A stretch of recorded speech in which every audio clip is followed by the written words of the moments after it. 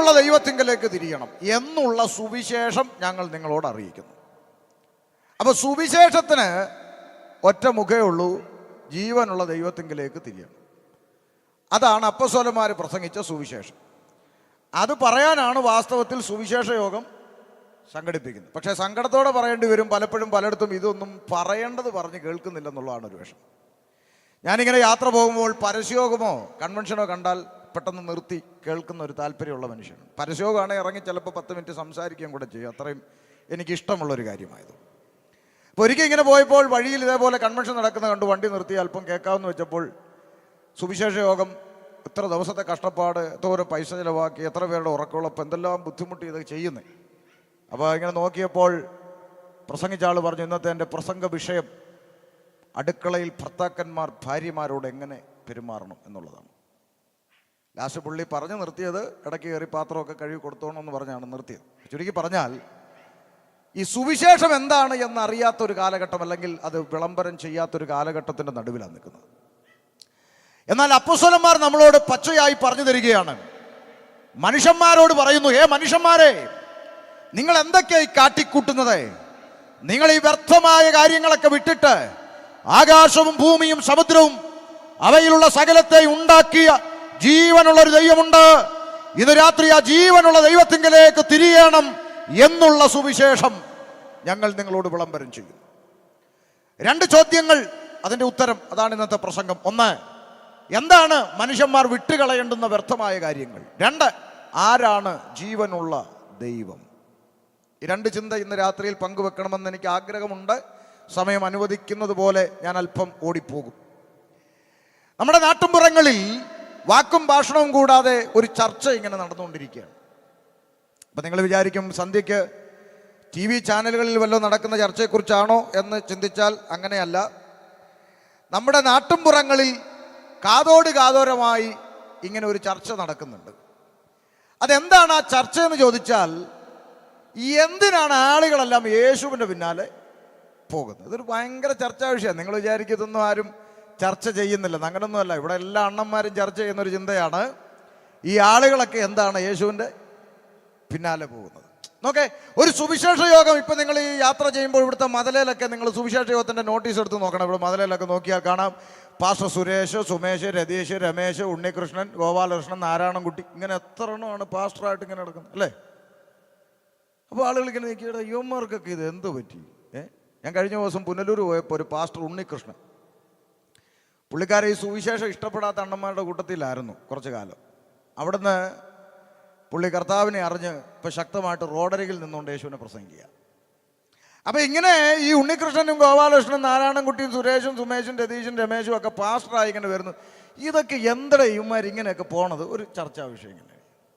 മറുസൈഡിൽ നോക്കിയപ്പോഴിടാ അതെ pastor Shameer Kollam, pastor Siyad Muhammad Kottayam, pastor Nazeer Alappuzha, pastor Shajahan Malappuram, pastor Abdul Wahab Kannur, Abdul Samad Thiruvananthapuram, Ramla Thomas, Jameela Beevi, Sauda Beevi, ഇങ്ങനെ എത്ര എണ്ണം ഒരു ഭാഗത്ത്. ഒരു രക്ഷയില്ല. പറഞ്ഞാൽ ഇച്ചിരൂടെ സമയം പോകും, അതുകൊണ്ടാണ് പറയാത്ത. ഇഷ്ടംപോലെ ഐറ്റം ഇപ്പോൾ ഇറങ്ങിക്കൊണ്ടിരിക്കുകയാണ്. ഇനി വേറൊരു ഭാഗത്ത് നോക്കിയപ്പോൾ ഫാദർ മാർഷലിൻ ജെ മൊറൈസ് അച്ഛൻ, ഫാദർ ജോർജ് മാത്യു പുതുപ്പള്ളി അച്ഛൻ, ഫാദർ ക്രിസ്പിൻ അച്ഛൻ, ഇങ്ങനെ കുറേ അച്ഛന്മാർ 50-60 വയസ്സിൽ പോത്തിനെ കുളിപ്പിക്കുന്ന കലക്കവെള്ളത്തിൽ ഇറങ്ങി മുങ്ങി സ്നാനപ്പെട്ട് പെന്തിക്കോസുകാരുടെ കൂടെ. ചേട്ടാ യുവമാർക്കൊക്കെ എന്തിനു പറ്റണം? അപ്പം ഇങ്ങനെ ചോദ്യം ആളുകൾ ഇങ്ങനെ പരസ്പരം ചിന്തിക്കുകയാണ്. ഇന്നാളൊരുത്തം പറഞ്ഞു, ഞങ്ങളുടെ കുടുംബത്തിൽ നിന്ന് 2 എണ്ണം പോയെന്ന് പെന്തിക്കോസ്. ഇത് എന്താ പരിപാടി? ഒരു വീട് വാടകയ്ക്കെടുത്ത് ഒരാൾ വന്നിരുന്നു കൊട്ടുന്നു. ആദ്യം നോക്കിയപ്പം അവിടെ 2 പായും പിന്നെ അപ്പുറത്ത് കെട്ടിയിരിക്കുന്ന പശുവേ ഉള്ളൂ. പോട്ടെ, അവിടെ കാണാൻ കൊട്ടിക്കോട്ടെന്ന്. 6 മാസം കഴിഞ്ഞപ്പോൾ അതേ 10 കുടുംബമായി. ഇതിങ്ങനെ വിട്ടാൽ ഒക്കത്തില്ല. അപ്പൊ ആളുകളൊക്കെ ഇങ്ങനെ ചിന്തിക്കുക, എന്താ ഇവരെല്ലാം യേശുവിന്റെ പിന്നാലെ പോണേ? അപ്പൊ ഈ പരിപാടി ഒന്ന് നിർത്തണമെന്നൊക്കെ വിചാരിച്ചിട്ട് നമ്മുടെ നാട്ടിൽ അത്ര അണ്ണന്മാരെ എന്തെല്ലാം പണി ഒപ്പിക്കുക ഈ പരിപാടി നിർത്തായി. ഇതൊന്നും അങ്ങനെ നിൽക്കുന്ന പരിപാടിയൊന്നും അല്ല. അതൊക്കെ ഞാൻ ഇച്ചിരി കഴിഞ്ഞ അണ്ണന്മാർക്ക് പറഞ്ഞുതരാം, അതവിടെ നിൽക്കട്ടെ. എന്നാൽ ഈ ചിന്ത ഇങ്ങനെ പോവുക, എന്താണ് ഇവരൊക്കെ യേശുവിൻ്റെ പിന്നാലെ ഇങ്ങനെ പോകണമെന്നിങ്ങനെ ചിന്ത ഇങ്ങനെ കിടക്കുകയാണ്. അപ്പം അതിന് നമ്മുടെ നാട്ടിൽ തന്നെ ചില ആളുകൾ മറുപടിയൊക്കെ പറഞ്ഞു തുടങ്ങിയിട്ടുണ്ട്. നമ്മുടെ നാട്ടിൽ ചില ആളുകൾ പറയുന്നത്, ഇവരൊക്കെ ഈ പെന്തിക്കോസിൽ പോകുന്നത് എന്താണെന്നറിയാമോ? ഇവർ യേശുവിൻ്റെ പിന്നാലെ പോകാൻ കാരണം എന്തെന്നറിയാമോ? അമേരിക്കൻ പണം കിട്ടാൻ വേണ്ടി പോകുന്നതാണെന്നാണ്. അമേരിക്കക്കാരുടെ ഇരിപ്പ് കണ്ടോ? ഒരു സ്വത്രം പറഞ്ഞു. നിങ്ങൾ സെമിത്തേരിയിലാണോ യോഗം നടക്കണേ? ഒരു നല്ല സ്വത്രം പറഞ്ഞേ. കിടക്കാൻ ഒരു പായില്ലെങ്കിലും കേൾക്കാൻ ഒരു സുഖമൊക്കെ ഇല്ലേ അമേരിക്ക എന്നൊക്കെ പറയുമ്പോൾ? ഒരു നല്ല സന്തോഷത്തോടെ ഒരു സ്വത്രം പറ. അപ്പൊ അമേരിക്കൻ പണം കിട്ടിയതുകൊണ്ടാണ് ഇവരൊക്കെ യേശുവിന്റെ പിന്നാലെ പോകുന്നത്. സത്യസന്ധമായി ഈ നാട്ടുകാരോട് ഞാൻ പറയട്ടെ, എൻ്റെ അനുഭവത്തിൽ നിന്ന് പറയട്ടെ, ഇന്നേക്ക് 20 വർഷങ്ങൾക്ക് മുമ്പ് എന്ന് ഈ പുസ്തകമെടുത്ത് ബാപ്പാടെ ഉമ്മാടെയും കുടുംബത്തോട് ടാറ്റ പറഞ്ഞ് പെന്തിക്കോസി തുള്ളാൻ ഇറങ്ങിയോ അന്ന് ഉള്ള കിടക്കാടവും കൂടെ പോയി എന്നുള്ളതാണ് സത്യം. സത്യമായിട്ടും പറയുക, 1 സെന്റ് ഓഹരി തരത്തിലടാ എന്ന് പറഞ്ഞ് ഇറക്കി. പെന്തിക്കോസി തുള്ളാനിറങ്ങി, നീ തെണ്ടി തിരിഞ്ഞ് ഞങ്ങളുടെ അടുക്ക വരുമെന്ന് പറഞ്ഞു. പിന്നെ ഞാൻ അന്നും ഇന്നും അത്യാവശ്യം മറുപടി പറയേണ്ടടുത്ത് മറുപടി പറയുന്ന ആളാണ്, മിണ്ടാതെ നിൽക്കുകയല്ല. അതുകൊണ്ട് അന്ന് ഞാനും മറുപടി പറഞ്ഞു, ഞാൻ തെണ്ടിത്തിരിഞ്ഞ് നിന്റെ അടുക്ക വരാൻ ഞാൻ സേവിക്കുന്ന യേശു തെണ്ടിയല്ലടാ എന്ന് പറഞ്ഞ് ഞാനും ഇറങ്ങി. ഇന്ന് വരെ തെണ്ടിപ്പോകാൻ ഈ ദൈവം അനുവദിച്ചിട്ടില്ല. അതുകൊണ്ട് അവിടെ നിൽക്കണം. അപ്പം അതുകൊണ്ട് ഈ അമേരിക്കൻ പണം കിട്ടാൻ പോയി ഞാൻ നിങ്ങളോടൊരു കാര്യം പറയാം. ഈ കസേരയിൽ ഇരിക്കുന്ന ഈ സഹോദരന്മാരുടെ നിങ്ങൾ ഓരോരുത്തരോടും ചോദിക്കണം, നിങ്ങൾ ഈ പെന്തിക്കോസി പോയി അമേരിക്കൻ പണം കിട്ടിയോ, അല്ലെ എന്താ നഷ്ടമാണോ ലാഭമാണോ എന്നൊക്കെ ചോദിച്ചാൽ, ഭൗതികമായ നിലയിലുള്ള കാര്യങ്ങൾ ചോദിച്ചാൽ അവർ പറയും എന്തോരം നഷ്ടങ്ങൾ സഹിച്ചെന്നറിയാമോ. കഴിഞ്ഞ ദിവസങ്ങളിൽ ഒരു സഹോദരി ഒരു പ്രാർത്ഥനാ വിഷയം പറയാൻ എന്നെ ഫോണിൽ വിളിച്ചു. ഞാൻ ചോദിച്ചു, എന്നാ സഹോദരി എന്താ വിഷയം? പറയുക, പാസ്റ്ററെ ഭയങ്കര വേനലല്ലയോ, ചൂട്, മഴയില്ല, സഹിക്കാൻ മേല, വെള്ളമില്ല, ഒരു കിണറിന് വേണ്ടിയിട്ട് പഞ്ചായത്തിൽ സഹായം കൊടുക്കുന്നെന്ന് അറിഞ്ഞ് ചെന്നപ്പോൾ പഞ്ചായത്തിലിരിക്കുന്ന ഉദ്യോഗസ്ഥ ചേട്ടന്മാർ പറഞ്ഞു, കമ്മലും മാല ഇട്ടുകൊണ്ട് വന്നാൽ തരാമെന്ന്. നിങ്ങളുടെ സർട്ടിഫിക്കറ്റിലൊക്കെ നിങ്ങളുടെ ജാതിയും മതം ഇങ്ങനല്ലേ കിടക്കുന്നേ, എന്നിട്ട് നിങ്ങളിപ്പോൾ പെന്തിക്കോസി തുള്ളാൻ പോവല്ലേ, അപ്പം നിങ്ങൾ കമ്മലും മാലയൊക്കെ ഇട്ടുകൊണ്ട് വന്നാൽ ആ സർട്ടിഫിക്കറ്റ് വെച്ചിട്ടൊക്കെ തരാമെന്ന് ഉദ്യോഗസ്ഥനായ ചേട്ടൻ പറഞ്ഞു. ആ സഹോദരി പറഞ്ഞു, വെള്ളം കുടിക്കാണ്ട് ചത്താലും യേശുവിനെ തള്ളി പറഞ്ഞിട്ട് അങ്ങനെ ഒരു കിണർ വേണ്ട സാറേ എന്ന് പറഞ്ഞ് ആ സഹോദരി തിരിച്ചു വന്നേച്ച് ദൈവസന്നിധി പ്രാർത്ഥിക്കാൻ പറഞ്ഞ് വിളിച്ചതാണ്. ഞാൻ പറഞ്ഞത്, അങ്ങനെ എന്തെല്ലാം നഷ്ടപ്പെട്ടാണെന്നറിയാമോ ഈ കൊട്ടിപ്പാടി കലവിലവിലാന്ന് പറയാൻ ഈ പാവങ്ങൾ ഇറങ്ങി തിരിച്ചെന്നറിയാമോ. അതുകൊണ്ട് അമേരിക്കൻ പണം കിട്ടിയോണ്ട് പോയെന്നൊന്നും ആരും പറയല്ലേ, അതൊക്കെ ചുമ്മാ പറയുന്നതാണ്. പിന്നെ ചില കുടുംബങ്ങൾ രക്ഷപ്പെട്ടിട്ടുണ്ടോ എന്ന് ചോദിച്ചാൽ രക്ഷപ്പെട്ടിട്ടുണ്ടോ. അതെന്തുകൊണ്ടാണെന്നറിയാമോ? ഇന്നലെ വരെ കൂലിപ്പണി ചെയ്ത് 1200 രൂപ ശമ്പളം മേടിക്കും, 200 രൂപ പെണ്ണുമ്പിള്ളയ്ക്ക് കൊടുക്കും, 1000 രൂപ ബിവറേജിൽ കൊടുക്കും. അങ്ങനെ ആയിരുന്നു ശീലം സർക്കാരിൻ്റെ ഖജനാവിലെ. അങ്ങനെ കൊടുത്തുകൊണ്ട് പോയിക്കൊണ്ടിരുന്നു. പിന്നെ ഒരു ദിവസം യേശുവിനെ അറിഞ്ഞപ്പോൾ മാനസാന്തരപ്പെട്ട് കുടി നിർത്തിയപ്പോൾ 1200 രൂപ കിട്ടിയാൽ 1000 രൂപ ഭാര്യയുടെ കൊടുക്കും, 200 രൂപ വട്ടച്ചെലവിനെടുക്കും. അപ്പോൾ കുടുംബത്തിൻ്റെ സ്ഥിതി ഇച്ചിരി മാറി. അങ്ങനെയൊക്കെ നന്നായ കുടുംബങ്ങൾ പലതും ഉണ്ട്. അത് അമേരിക്കൻ പണമല്ല, ഇന്ത്യൻ റുപ്പീസാണ്. അപ്പം അതുകൊണ്ട് അമേരിക്കൻ പണം കിട്ടിയിട്ട് പോയി എന്ന് പറയുന്നവരോട് പിന്നെ മറുപടി ഒന്നും പറഞ്ഞിട്ട് കാര്യമില്ല, വിടുക. പിന്നെ വേറൊരു കൂട്ടം ആളുകൾ ഇതിന് പറയുന്ന വേറൊരു പേരുണ്ട്. അവർ പറയുന്നത് മതം മാറ്റം എന്നാണ്. എന്താണ് അങ്ങനെ പറയുന്നവരുണ്ട്. ഈ അടുത്ത കാലത്തൊരു ചേച്ചി, ഈ ചേച്ചി ഇപ്പോൾ അധികം കാണാനില്ല, ഇടയ്ക്കിടയ്ക്ക് ചേച്ചി ഇങ്ങനെ ഫേസ്ബുക്കിലും വാട്സാപ്പിലൊക്കെ പൊങ്ങി വന്ന് പത്തിയൊന്ന് വിരിച്ചിട്ട് പോകുന്നൊരു ചേച്ചിയാണ്. ഇപ്പം കാണാനില്ല, ഇനി വരുമായിരിക്കും. അപ്പോൾ ഇടയ്ക്കിടയ്ക്ക് ഈ ചേച്ചി പറഞ്ഞു, ഈ പെന്തിക്കോസുകാർ 500 രൂപയും കഞ്ഞിയും പയറും കൊടുത്ത് ഞങ്ങളുടെ ആളുകളെ മതം മാറ്റുന്നു ചേച്ചി പറയാണ്. ഞാൻ അന്ന് ഈ ചേച്ചിക്ക് മറുപടി കൊടുത്താണ്. എന്നാലും ചേച്ചിയുടെ ആളുകൾ വല്ലതും കോളാമ്പിയുള്ളതല്ലേ കേൾക്കുന്നെങ്കിൽ മനസ്സിലാക്കിക്കോട്ടെ എന്ന് വിചാരിച്ചങ്ങ് പറയുക. അങ്ങനെ 500 രൂപയും കഞ്ഞിയും പയറും കൊടുത്ത് ഞങ്ങൾ ആരെങ്കിലും മതം മാറ്റുന്നെന്ന ചിന്ത ഇവിടെ ആർക്കെങ്കിലും ഉണ്ടെങ്കിൽ ഞാൻ നിങ്ങൾക്കൊരു വഴി പറഞ്ഞു തരാം. അങ്ങനാണെങ്കിൽ നിങ്ങൾ 1000 രൂപയും ചിക്കൻ ഫ്രൈയും കൊടുത്ത് തിരിച്ചങ്ങ് കൊണ്ടുപോക്കണം. ഒരു പ്രശ്നവുമില്ല. ഉണ്ടോ ഭാഷ? അടാ, കഞ്ഞിക്ക് വന്നവൻ ചിക്കൻ കാല് കണ്ടാൽ തിരിച്ചു വരാതിരിക്കുമോ? എപ്പോൾ വന്നെന്ന് ചോദിച്ചാൽ മതി. അതുകൊണ്ട് ഒരു 2000-ൻ്റെ പുത്തൻ നോട്ടും ഒരു ചിക്കൻ ഫ്രൈ പൊരിച്ചങ്ങോട്ട് വെച്ചു കൊടുത്തിട്ട് കൊണ്ടുപോക്കണം. ഇനി ഒന്നുകൂടെ ചലഞ്ച് ചെയ്ത് പറയാം, അങ്ങനെ ഒരു 2000 ചിക്കൻ ഫ്രൈയും കൊടുത്ത് ദേ ഈ ഗ്രൗണ്ടിൻ്റെ അകത്തിരിക്കുന്ന 4 എണ്ണത്തെ കൊണ്ടുപോകാൻ പറ്റുമെങ്കിൽ കൊണ്ടുപോക്കണം എന്നാണ് ഞങ്ങളുടെ വാദം. പൊക്കോണം. അങ്ങനെ വരുന്നവരൊക്കെ കൊണ്ടുപോക്കണം. അതിൻ്റെ പേര് നാളെ ഞങ്ങളിവിടെ ഹർത്താൽ പ്രഖ്യാപിക്കത്തില്ല, ട്രാൻസ്പോർട്ടിന് കല്ലെറിയത്തില്ല, കൊടി പിടിക്കത്തില്ല, സമരം ചെയ്യത്തില്ല, തെറി വിളിക്കത്തില്ല, ഒരു പ്രശ്നവുമില്ല. ഇതിനകത്തുനിന്ന് കൊണ്ടുപോകാൻ പറ്റുമെങ്കിൽ കൊണ്ടുപോക്കണം. അങ്ങനെ എത്ര എണ്ണം ഇവിടുന്ന് പോയി ഇല്ലേ? എത്ര എണ്ണം പോയി? ഇനി എത്ര എണ്ണം പോകാൻ കിടക്കുന്നു? പൊക്കോട്ടെ. അതൊന്നും ഞങ്ങളെ സംബന്ധിച്ച് അയ്യോടാ ഞങ്ങളുടെ ചർച്ചയിൽ നിന്ന് 4 എണ്ണം അപ്പുറത്ത്, ഇതൊന്നും ഞങ്ങളെ കരയിക്കുന്ന മാറ്ററൊന്നുമല്ല. ഇവിടുന്ന് എത്ര വേണമെങ്കിലും കൊണ്ടുപോക്കണം, പൊക്കോണം. പക്ഷേ പോയി കഴിഞ്ഞാലും ഇതിൻ്റെ അകത്തൊരു ന്യൂനപക്ഷം കാണും, ഒരു ന്യൂനപക്ഷം. ആ ന്യൂനപക്ഷത്തിൻ്റെ കഴുത്തെ കത്തി വെച്ചിട്ട് യേശുവിനെ തള്ളിപ്പറയാൻ പറഞ്ഞാൽ ആ കഴുത്തറുത്ത് അവിടെ നിലത്തിട്ടാൽ ആ നിലത്ത് കിടക്കുന്ന കഴുത്ത് അവിടെ കിടന്ന് 1 മിനിറ്റ് പറയും, മറ്റൊരുത്തനിലും രക്ഷയില്ല, മാനവജാതിക്ക് രക്ഷ പ്രാപിപ്പാൻ ആകാശത്തിൻ്റെ കീഴിൽ മനുഷ്യരുടെ ഇടയിൽ യേശുക്രിസ്തു എന്ന ഏക നാമമല്ലാതെ മറ്റൊരു നാമം ഇല്ലെന്ന് പറഞ്ഞിട്ട് ആ തല അവിടെ അവസാനിക്കത്തുള്ളൂ. അത് ചിക്കങ്കാലിന് വന്നവനല്ല, സ്വർഗരാജ്യത്തിനു വേണ്ടി ഇറങ്ങിത്തിരിച്ചവനാണ്, നിത്യതയ്ക്ക് വേണ്ടി ഇറങ്ങിത്തിരിച്ചവൻ. അതുകൊണ്ടാണ് നിങ്ങൾ കാണുന്നില്ലേ, ഫേസ്ബുക്കിലും വാട്സാപ്പിലുമൊക്കെ കാണുന്നില്ലേ, വടക്കേ ഇന്ത്യയിലെ കുറേ സംഘി അണ്ണന്മാര് സുവിശേഷികളായ ദൈവദാസന്മാരെ പച്ചയ്ക്ക് കൊളുത്തിയിട്ടും പെട്രോൾ ഒഴിച്ച് കത്തിച്ചിട്ടും നിറവയറോടെ നിൽക്കുന്ന അമ്മമാരുടെ പള്ളക്ക് കത്തിവെച്ചിട്ടും അവരാരും യേശുവിനെ തള്ളിപ്പറഞ്ഞ് ഓടിയില്ല. പകരം അവർ പ്രാണം കൊടുത്തിട്ടും കർത്താവിന് വേണ്ടി നിന്നത് അവർ ഈ ലോകത്തിലെ കോഴിക്കാലിന് വേണ്ടി ഇറങ്ങിയതല്ല, നിത്യതയ്ക്ക് വേണ്ടി ഇറങ്ങിയതാണ്. 20 വർഷം മുമ്പ് ഞാൻ ഇറങ്ങിത്തിരിച്ചപ്പോൾ എൻ്റെയും ബാപ്പാടെ ഉമ്മാടെയും കുടുംബത്തിൽ നിന്ന് പലരും വിളിച്ച് പറഞ്ഞു, നിന്നെ കൈവെട്ടും കാലുവെട്ടും കൊല്ലും എന്നൊക്കെ പറഞ്ഞ് ഒത്തിരി വന്നു. ഞാൻ പറഞ്ഞടാ, ചാകാൻ മെനക്കെട്ട് നടക്കുന്നവനെ വെട്ടുമെന്ന് പറഞ്ഞ് പേടിപ്പിക്കാൻ പോയി പണി നോക്കടാന്ന് പറഞ്ഞു. കാര്യം എന്താണെന്നറിയാമോ? ഈ പുസ്തകം എടുത്തില്ലായിരുന്നെങ്കിൽ ഇന്നേക്ക് 20 വർഷങ്ങൾക്ക് മുമ്പ് ഇതുപോലുള്ള സന്ധ്യകളിൽ കൂട്ടുകാരുമായി ജംഗ്ഷനിൽ ഒത്തുകൂടി പിരിവിട്ട് കുപ്പിയെടുത്ത് വെള്ളമടിച്ചും ആളില്ലാത്ത വീട്ടിൻ്റെ ടെറസിൻ്റെ മേളെ വലിഞ്ഞു കയറി പാട്ടും കൂത്തും ഗാനമേള നടത്തിയും അടുത്ത ദിവസത്തെ കുപ്പിക്ക് പണം കണ്ടെത്താൻ നാട്ടുകാരുടെ മരച്ചീനിയും തേങ്ങയും കരിക്കുമൊക്കെ ചാക്കിലാക്കിയും കൂട്ടുകാരുമായി ഉത്സവപ്പറമ്പിൽ അടിയുണ്ടാക്കിയും നടന്നൊരു ഭൂതകാലമുണ്ട്.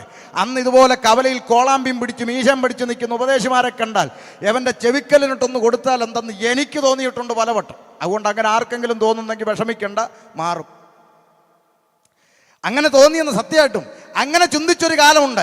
ആ കാലത്തിൽ നിന്നാണ് കഴിഞ്ഞ 20 വർഷമായി ഈ പുസ്തകം പിടിച്ചുകൊണ്ട് ബാപ്പയ്ക്കും അമ്മയ്ക്കും പെങ്ങന്മാർക്കുമൊക്കെ കൊള്ളാവുന്നൊരുത്തനായി ജീവിതത്തിൻ്റെ ചരിത്രം മാറ്റിമറിച്ച് യേശുക്രിസ്തുവിന് വേണ്ടി മരിച്ചാൽ അതിനേക്കാൾ വലിയ ലാഭമൊന്നുമില്ല. അതുകൊണ്ട് അത്തരം ഓലപ്പാമ്പൊന്നും പാട്ടി ആരും വിളച്ചിലൊന്നും എടുക്കണ്ട. ജീവിക്കുന്നെങ്കിൽ ക്രിസ്തുവിന്, മരിക്കുന്നെങ്കിൽ ക്രിസ്തുവിന്, അതല്ലാതെ മറ്റൊരു സന്ദേശമില്ല. ആമേൻ. അതുകൊണ്ട് ശ്രദ്ധിക്കുക, ഈ അമേരിക്കൻ മണം കിട്ടിപ്പോകുന്നു അല്ലെങ്കിൽ മതം മാറി അത്തരം വികലമായ ചിന്തകളൊക്കെ വിട്ടേച്ച് ഇന്ന് രാത്രി ചില യാഥാർത്ഥ്യങ്ങൾ പറയാം. കാതു തുറന്നത് കേട്ടോ, കേട്ടിട്ട് കൊള്ളാമെന്ന് തോന്നിയാൽ ഏറ്റെടുത്തോ, അല്ലെങ്കിൽ വിട്ടുകളയാം. ജനാധിപത്യമാണ്, അതിനുള്ള സ്വാതന്ത്ര്യമുണ്ട്.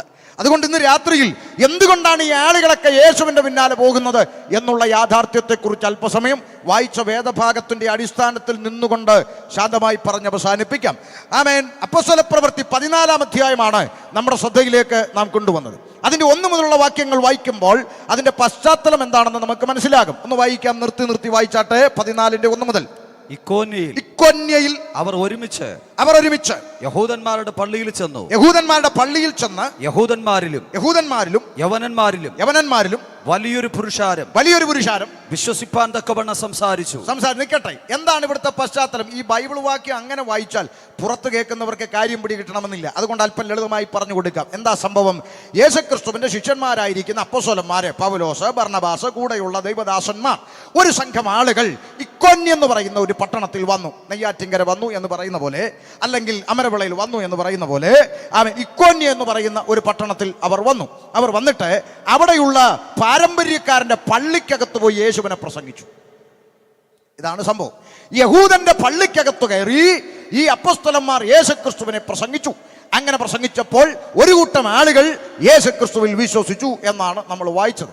ഇനി അടുത്ത കൂട്ടം ആളുകൾ എന്താണ്? അടുത്ത വാക്യം വായിച്ചേ. വിശ്വസിക്കാത്ത ആളുകൾ അവിടെ ഉണ്ടായിരുന്നു. അവരെന്ത് ചെയ്തു? ജാതികളുടെ മനസ്സ് സഹോദരന്മാരുടെ നേരെ ഇളക്കി വഷളാക്കി. നിൽക്കട്ടെ, ഇത് അന്നുകൊണ്ട് ഇന്നുമുണ്ട്. ഒരു കൂട്ടം ആളുകൾ വിശ്വസിക്കും. അവർ പറയും, ഏതായാലും നല്ല കാര്യങ്ങളല്ലേ പറഞ്ഞത്, അവരെ ദൈവം അനുഗ്രഹിക്കട്ടെ എന്ന് പറയും. വേറെ ചില ആളുകളുണ്ട്, അവർക്കിത് ഇഷ്ടമില്ല. അവർക്ക് നേരിട്ട് വന്ന് എതിർക്കാനും പറ്റാത്തതുകൊണ്ട് കൂട്ടത്തിൽ വേറെ കുറച്ച് ആളുകളെയും കൂടെ കൂട്ടുപിടിച്ചുകൊണ്ട് ദൈവദാസന്മാർക്കെതിരെ നിൽക്കുന്ന കുറച്ച് ആളുകളുണ്ട്. അത് അന്നുകൊണ്ട് ഇന്നുകൊണ്ട് നാളെയുണ്ട്, എല്ലാ കാലത്തും എല്ലായിടത്തും ഉണ്ട്. അങ്ങനെ കുറച്ച് ആളുകൾ ഇവരെ കൂട്ടുപിടിച്ചുകൊണ്ട് യഹൂദന്മാരെ കൂട്ടുപിടിച്ചുകൊണ്ട് അപ്പോസ്തലന്മാരുടെ നേരെ വഷളാക്കി എന്നാണ് വായിച്ചത്. അപ്പൊ ഈ ദൈവദാസന്മാർ എന്നാ ചെയ്തു എന്നൊന്ന് കേട്ടെ. എന്നാൽ അവർ വളരെ കാലം അവിടെ പാർത്തു, കർത്താവിൽ ആശ്രയിച്ച് പ്രാഗൽഭ്യത്തോടെ പ്രസംഗിച്ചു കൊണ്ടിരുന്നു. അപ്പൊ ഈ ദൈവദാസന്മാരുടെ ഗുണം അഥവാ പരിശുദ്ധാത്മാവ് അകത്തുള്ള അഭിഷിക്തന്മാരുടെ ഗുണം, അങ്ങനെ ആരെങ്കിലും വിളച്ചിലെടുത്താൽ ഓടിപ്പോകുന്ന പരിപാടിയൊന്നുമില്ല. വളരെ കാലം അവിടെ പാർത്ത് അവർ പ്രാഗൽഭ്യത്തോടെ ദൈവവചനം പ്രസംഗിച്ചു. അതാണ് പരിശുദ്ധാത്മാവ് അകത്തുള്ള അപ്പോസ്തലന്മാരുടെ ലക്ഷണം. അവരാരെങ്കിലും എന്തെങ്കിലും പറഞ്ഞെന്ന് പറഞ്ഞ് ഉടനെ ഇട്ടേച്ചു പോകുന്നവരല്ല ദൈവദാസന്മാര്. പ്രാഗൽഭ്യത്തോടെ ദൈവവചനം പ്രസംഗിച്ചു. മനസ്സിലാവുന്നുണ്ടോ? അതാണ് ദൈവദാസൻ. അല്ലാതെ ഈ നാട്ടിൽ ചില ചെറുക്കന്മാർ പിള്ളേർ വിചാരിക്കുന്നത് ഏതെങ്കിലും ഉപദേശി കേട്ട് 2 തല്ലു കൊടുത്താൽ ഈ പരിപാടി തീരുമെന്നാണ് വിചാരിക്കുന്നത്. എടാ, ഉപദേശി തല്ലി ഉപദേശി ആശുപത്രിയിലാകും, അടുത്ത ഉപദേശി വരും. ഇപ്പൊ ഉപദേശിമാരെ തട്ടിയിട്ട് ജീവിക്കാൻ വയ്യ. മുട്ട വിരിഞ്ഞിറങ്ങുന്ന പോലെ ബൈബിൾ കോളേജിൽ നിന്ന് പിള്ളേർ ഇറങ്ങിക്കൊണ്ടിരിക്കുന്നത്. നീ എത്ര എണ്ണത്തെ തല്ലും? അതുകൊണ്ട് മനസ്സിലാക്കിക്കോ, ഇതൊന്നും ഇവിടെ ഒരു മാറ്റർ അല്ലെന്നാ പറഞ്ഞത്. അവർ പ്രാഗൽഭ്യത്തോടെ അവിടെ വളരെ കാലം പാർത്ത് ദൈവവചനം പ്രസംഗിച്ചുകൊണ്ടേയിരുന്നു. അടുത്ത വാക്ക് വായിച്ചോ. അവൻ തന്റെ കൃപയുടെ വചനത്തിന് സാക്ഷി നിന്ന് അവരുടെ കയ്യാൽ അടയാളങ്ങളും അത്ഭുതങ്ങളും ഉണ്ടാകുവാൻ വരം നൽകി. അടുത്തത്, എന്നാൽ പട്ടണത്തിലെ ജനസമൂഹം ഭിന്നിച്ചു. ചിലർ യഹൂദന്മാരുടെ പക്ഷത്തിലും ചിലർ അപ്പോസ്തലന്മാരുടെ പക്ഷത്തിലുമായി. ആ പട്ടണത്തിൽ ഒരു രണ്ട് കൂട്ടം ആളുകൾ തിരിഞ്ഞു. ഒരു കൂട്ടം ആളുകൾ ദൈവദാസന്മാരുടെ കൂടെയും ഒരു കൂട്ടം ആളുകൾ യഹൂദന്മാരുടെ കൂടെയും തിരിഞ്ഞു. എന്നിട്ടോ അവരെ അപമാനിപ്പാനും കല്ലെറിയുവാനും ജാതികളും യഹൂദന്മാരും അവിടുത്തെ പ്രമാണികളോട് കൂടി ഒരു അക്രമം ഭാവിച്ചപ്പോൾ. നിൽക്കട്ടെ, അക്രമം ഭാവിക്കാൻ തുടങ്ങി. അപ്പം പറഞ്ഞിട്ടൊന്നും രക്ഷയില്ല. അപ്പൊ എന്ത് ചെയ്തു? ഒരക്രമം ഭാവിപ്പാൻ രണ്ടു പക്ഷമായി തിരിഞ്ഞു. അങ്ങനെയും ചില സംഭവങ്ങളുണ്ട്. ഞാൻ കഴിഞ്ഞ ഒരു മാസം മുമ്പ് ചിലപ്പോൾ നിങ്ങൾ സോഷ്യൽ മീഡിയയിലൊക്കെ കണ്ടു കാണും. ഞാൻ പെരിങ്ങമല, തിരുവനന്തപുരം പാലോടിനടുത്ത് പെരിങ്ങമലയിൽ ഞാൻ ഇങ്ങനെ ജംഗ്ഷനിൽ നിന്ന് പ്രസംഗിക്കുമ്പോൾ ഒരു കുടിയൻ ചേട്ടൻ നിന്ന് നൃത്തം ചെയ്യുന്നതും ഇങ്ങനെ പള്ളു വിളിക്കുന്നതൊക്കെ നിങ്ങൾ കണ്ടു കാണും. അപ്പം അതിങ്ങനെ വൈറലായി, ഫേസ്ബുക്കിലൊക്കെ വൈറലായി പോയതാണ്. അപ്പം ആ ചെറുപ്പക്കാരൻ ഞാൻ അവിടെ ജംഗ്ഷനിൽ പ്രസംഗിക്കുമ്പോൾ ഇങ്ങനെ നിന്ന് ഡാൻസ് കളിക്കുകയും കോക്കറി കാണിക്കുകയും ഒക്കെ ചെയ്തുകൊണ്ട് നിൽക്കുകയാണ്. നമ്മളതൊന്നും മൈൻഡ് ചെയ്തില്ല, പ്രസംഗിച്ചു. പ്രസംഗം കഴിഞ്ഞപ്പോൾ ഇതേപോലെ കടത്തിണ്ണകളിൽ കുറച്ച് ചെറുക്കന്മാർ അവിടെ ഇങ്ങനെ ഒക്കെ ഇരിപ്പുണ്ടായിരുന്നു. പ്രസംഗമൊക്കെ തീർന്നപ്പോൾ ഈ ചേട്ടന്മാരെല്ലാം കൂടെ വന്ന് ഇവനെ അങ്ങ് ചുമന്നു പോക്കിയെടുത്ത് മതിലെ ചേർത്ത് നിർത്തി വെച്ചിട്ട് ചോദിച്ചുടാ, അവരെന്തെങ്കിലും ചീത്ത വിളിച്ചു പറഞ്ഞു, എന്തെങ്കിലും ദോഷം പറഞ്ഞു, ഒരു നല്ല കാര്യമല്ലേ വിളി, നിനക്ക് മനസ്സുണ്ടെങ്കിൽ അനുസരിക്കണം. ഇവിടെ കിടന്ന് ഗോട്ടി കാണിച്ചാൽ നിന്നെ പിടിച്ച് തേച്ച് കളയും ഭിത്തിയിലെന്ന് പറഞ്ഞു. നമ്മളാരും ഒന്നും പറഞ്ഞില്ല. അവിടുത്തെ ചേട്ടന്മാരെഴുന്നേറ്റ് അവനെ ചുമന്നുകൊണ്ട് പോയെന്നാണ് ഞാൻ പറയാം. അപ്പം അങ്ങനെ ചില ആളുകളുണ്ട്. രണ്ട് ഭാഗമായി മാറി. ഒരു കൂട്ടം യഹൂദന്മാരുടെ പക്ഷത്തും ഒരു കൂട്ടം അപ്പോസ്തലന്മാരുടെ പക്ഷത്തുമായി അവരൊരു അക്രമം ഭാവിച്ചപ്പോൾ, ശ്രദ്ധിച്ചേ, ഒരക്രമത്തിന് വന്നപ്പോൾ ദേവദാസന്മാരെന്ത് ചെയ്തു? വായിച്ചേ. അവർ അത് ഗ്രഹിച്ചു. ലുസ്ത്ര, ദർബ എന്ന ലുക്കോവന്യ പട്ടണങ്ങളിലേക്കും ചുറ്റുമുള്ള ദേശത്തിലേക്കും ഓടിപ്പോയി. നിൽക്കട്ടെ, ഒരക്രമത്തിന് വന്നപ്പോൾ ദൈവദാസന്മാരുടെ പ്രത്യേകത പറയാം. ഒരക്രമത്തിന് വന്നപ്പോൾ അത്യാവശ്യം വേണം രണ്ട് വാക്ക് പറയാം. പക്ഷെ അക്രമത്തിന് വന്നപ്പോൾ പറഞ്ഞു, അക്രമിക്കുന്ന പരിപാടി ഞങ്ങൾക്ക് ഇല്ല. കാരണം ഇത് അക്രമത്തിന്റെ മാർഗമല്ല. ഈ സുവിശേഷ വേല അക്രമത്തിന്റെ മാർഗമല്ല. അത് നമ്മളെക്കാൾ നല്ല പോലെ അറിയുന്ന ആരെന്നറിയാമോ? ഈ സുവിശേഷത്തെ എതിർക്കുന്നവർക്ക്. ഞാൻ ഒരിക്കൽ ഒരു കവലയിൽ പ്രസംഗിച്ചുകൊണ്ടിരിക്കുക, നമ്മുടെ ഈ വെഞ്ഞാറമൂടിൻ്റെ അടുത്ത കാരേറ്റ ഭാഗത്ത്. ഒരു മീശ പോലും കിളിർക്കാത്ത ഒരു നെത്തോലി ചെറുക്കൻ, അവൻ വന്ന് ഇങ്ങനെ ഞെളിഞ്ഞു പിടിച്ചു, ഇവിടെ ഒന്ന്, ഞാൻ പറഞ്ഞ സുവിശേഷത്തിൻ്റെ പ്രസംഗം ഇവിടെ ഒന്നും വേണ്ട, എടുത്തോന്നൊക്കെ പറഞ്ഞു. അപ്പം ഞാൻ പറഞ്ഞു വേണ്ടെങ്കിൽ വേണ്ട, പോയേക്കാം എന്ന് പറഞ്ഞു. നമ്മളത് പറക്കി കെട്ടി പോകാൻ തുടങ്ങിയപ്പം ഇവൻ്റെ ആ ചിരിയൊക്കെ ഉണ്ടല്ലോ, എന്ന് വെച്ചാൽ ഇവൻ്റെ ആ ഞെളിഞ്ഞ മസിൽ കണ്ട് പേടിച്ചു നമ്മൾ പോകുന്നു. ഇവനെ കാലെ വാരി ഭിത്തിയിലോട്ടോ ഒറ്റ അടി അടിക്കാൻ ആർജവം ഇല്ലാഞ്ഞിട്ടോ അതിന് ആംബിയർ ഇല്ലാഞ്ഞിട്ടോ നട്ടലില്ലാഞ്ഞിട്ടൊന്നുമല്ല ഈ പോന്നെ, ഈ പുസ്തകം അതിന് അനുവദിക്കാത്തതുണ്ട്. അല്ലേ കാണാം ഇവിടെ ട്രാക്ടർ കൊടുക്കുന്ന ഉപദേശിമാരെ പിടിച്ചങ്ങോട്ട് നിർത്തുന്ന ചില തിരിഞ്ഞറോ ഒറ്റ അലക്കലൊക്കെ ഉണ്ടല്ലോ, അവൻ ഏട്ടേന്ന് താഴെ വീഴും. പക്ഷെ ചെയ്യാത്തത് ഈ പുസ്തകം അക്രമത്തിൻ്റെ മാർഗമല്ലാത്തത് കൊണ്ടാണ്. അല്ലെങ്കിൽ നോക്ക്, കിലോ കണക്കിന് ഇറച്ചിയുള്ള ടീമുകളായിരിക്കുന്നത്. തിരിഞ്ഞൊന്ന് നിന്ന് കഴിഞ്ഞാൽ ഇവർ അങ്ങനൊന്നും പോകാതിരിക്കട്ടെ, സ്വോത്രം. അതുകൊണ്ട് ഈ ബൈബിള് താഴെ വെപ്പിക്കാൻ ശ്രമിക്കുന്നതാണ് പ്രശ്നം. ചുമന്നോട്ടെ, ഉപദ്രവം ഇല്ലല്ലോ, സ്വോത്രം. അതുകൊണ്ടൊരു അക്രമം ഭാവിച്ചപ്പോൾ, ശ്രദ്ധിച്ചേ, സുവിശേഷത്തിനെതിരെ ദൈവദാസന്മാർക്കെതിരെ അക്രമം പ്രാപിച്ചപ്പോൾ അവരടുത്തുള്ള പട്ടണങ്ങളിലേക്ക് മാറിപ്പോയി, ഓടിപ്പോയി. എന്നിട്ട് അവിടെ ചെന്നിട്ട് എന്ത് കപ്പലിന്റെ കച്ചവടം നടത്തിയെന്നാണ് ഒന്ന് വായിച്ചേ. അവിടെ സുവിശേഷം അറിയിച്ചു പോന്നു. അപ്പൊ അവിടെ ചെന്നിട്ട് എന്ത് ചെയ്തു? അപ്പൊ ഈ സുവിശേഷകന്മാരുടെ ഒരു പ്രശ്നം, ഉലകത്ത് എവിടെ കൊണ്ടിട്ടാലും അവർ സുവിശേഷം പറയും. മനസ്സിലായോ? കൊറ്റാമ്പത്തുനിന്ന് ഓടിച്ച് നെയ്യാറ്റിങ്കര വിട്ടാൽ നെയ്യാറ്റിങ്കര ചെന്ന് യോഗം നടത്തും. നെയ്യാറ്റിങ്കര നിന്ന് ഓടിച്ചു വിട്ടാൽ കരമന ചെന്ന് യോഗം നടത്തും. കരമനയിൽ നിന്ന് ഓടിച്ചു വിട്ടാൽ തിരുവനന്തപുരം സിറ്റി ചെന്ന് യോഗം നടത്തും. ഉപദേശിമാരെ എവിടെ കൊണ്ടിട്ടാലും സുവിശേഷം പറയും. അപ്പൊ അവിടെ പോയി അവര് സുവിശേഷം അറിയിച്ചു കൊണ്ടിരുന്നു. ഇനി അടുത്ത സംഭവം കേട്ടോണം, കാതലായ ചിന്തയിലേക്ക് വരിക. അടുത്ത ചിന്ത ലുസ്ത്രയിൽ. അപ്പൊ ഈ ലുസ്ത്ര എന്ന് പറഞ്ഞ സ്ഥലത്തെത്തി. നമ്മൾ ഈ പുതുക്കുളത്തെ യോഗം എന്ന് പറയുന്ന പോലെ ലുസ്ത്ര എന്ന് പറഞ്ഞ സ്ഥലത്ത് അപ്പോസ്തലന്മാരെത്തി. അമ്മയുടെ ഗർഭം മുതൽ, അവിടെ ചെന്നപ്പോ അമ്മയുടെ ഗർഭം മുതൽ മുടന്തനായി ഒരിക്കലും നടന്നിട്ടില്ലാതെ കാലിന് ശക്തിയില്ലാതെയും ഉള്ളൊരു പുരുഷൻ ഇരുന്നിരുന്നു. അവിടെ ഒരു വൈകല്യമുള്ള വികലാംഗനായ ഒരു ചെറുപ്പക്കാരൻ ഇരുന്നു. അവൻ പൗലോസ് സംസാരിക്കുന്നത് കേട്ടു. അവൻ അവനെ ഉറ്റുനോക്കി സൗഖ്യം പ്രാപിക്കാൻ അവന് വിശ്വാസമുണ്ട് എന്ന് കണ്ടിട്ട്, നീ എഴുന്നേറ്റ് കാലൂന്നി നിവർന്നു നിൽക്ക എന്ന് ഉറക്കെ പറഞ്ഞു. അവൻ കുതിച്ചെഴുന്നേറ്റു നടന്നു. നിക്കട്ടെ. യേശുക്രിസ്തുവിന്റെ നാമത്തിലുള്ള സൗഖ്യത്തിന്റെ ലക്ഷണം അവൻ ക്ഷണത്തിൽ കുതിച്ചെഴുന്നേറ്റ് നടന്നു. അതാണ് യേശുവിന്റെ നാമത്തിലുള്ള സൗഖ്യം. അല്ലാതെ ഇൻസ്റ്റാൾമെന്റ് പരിപാടി യേശുവിനില്ല. മനസ്സിലായോ?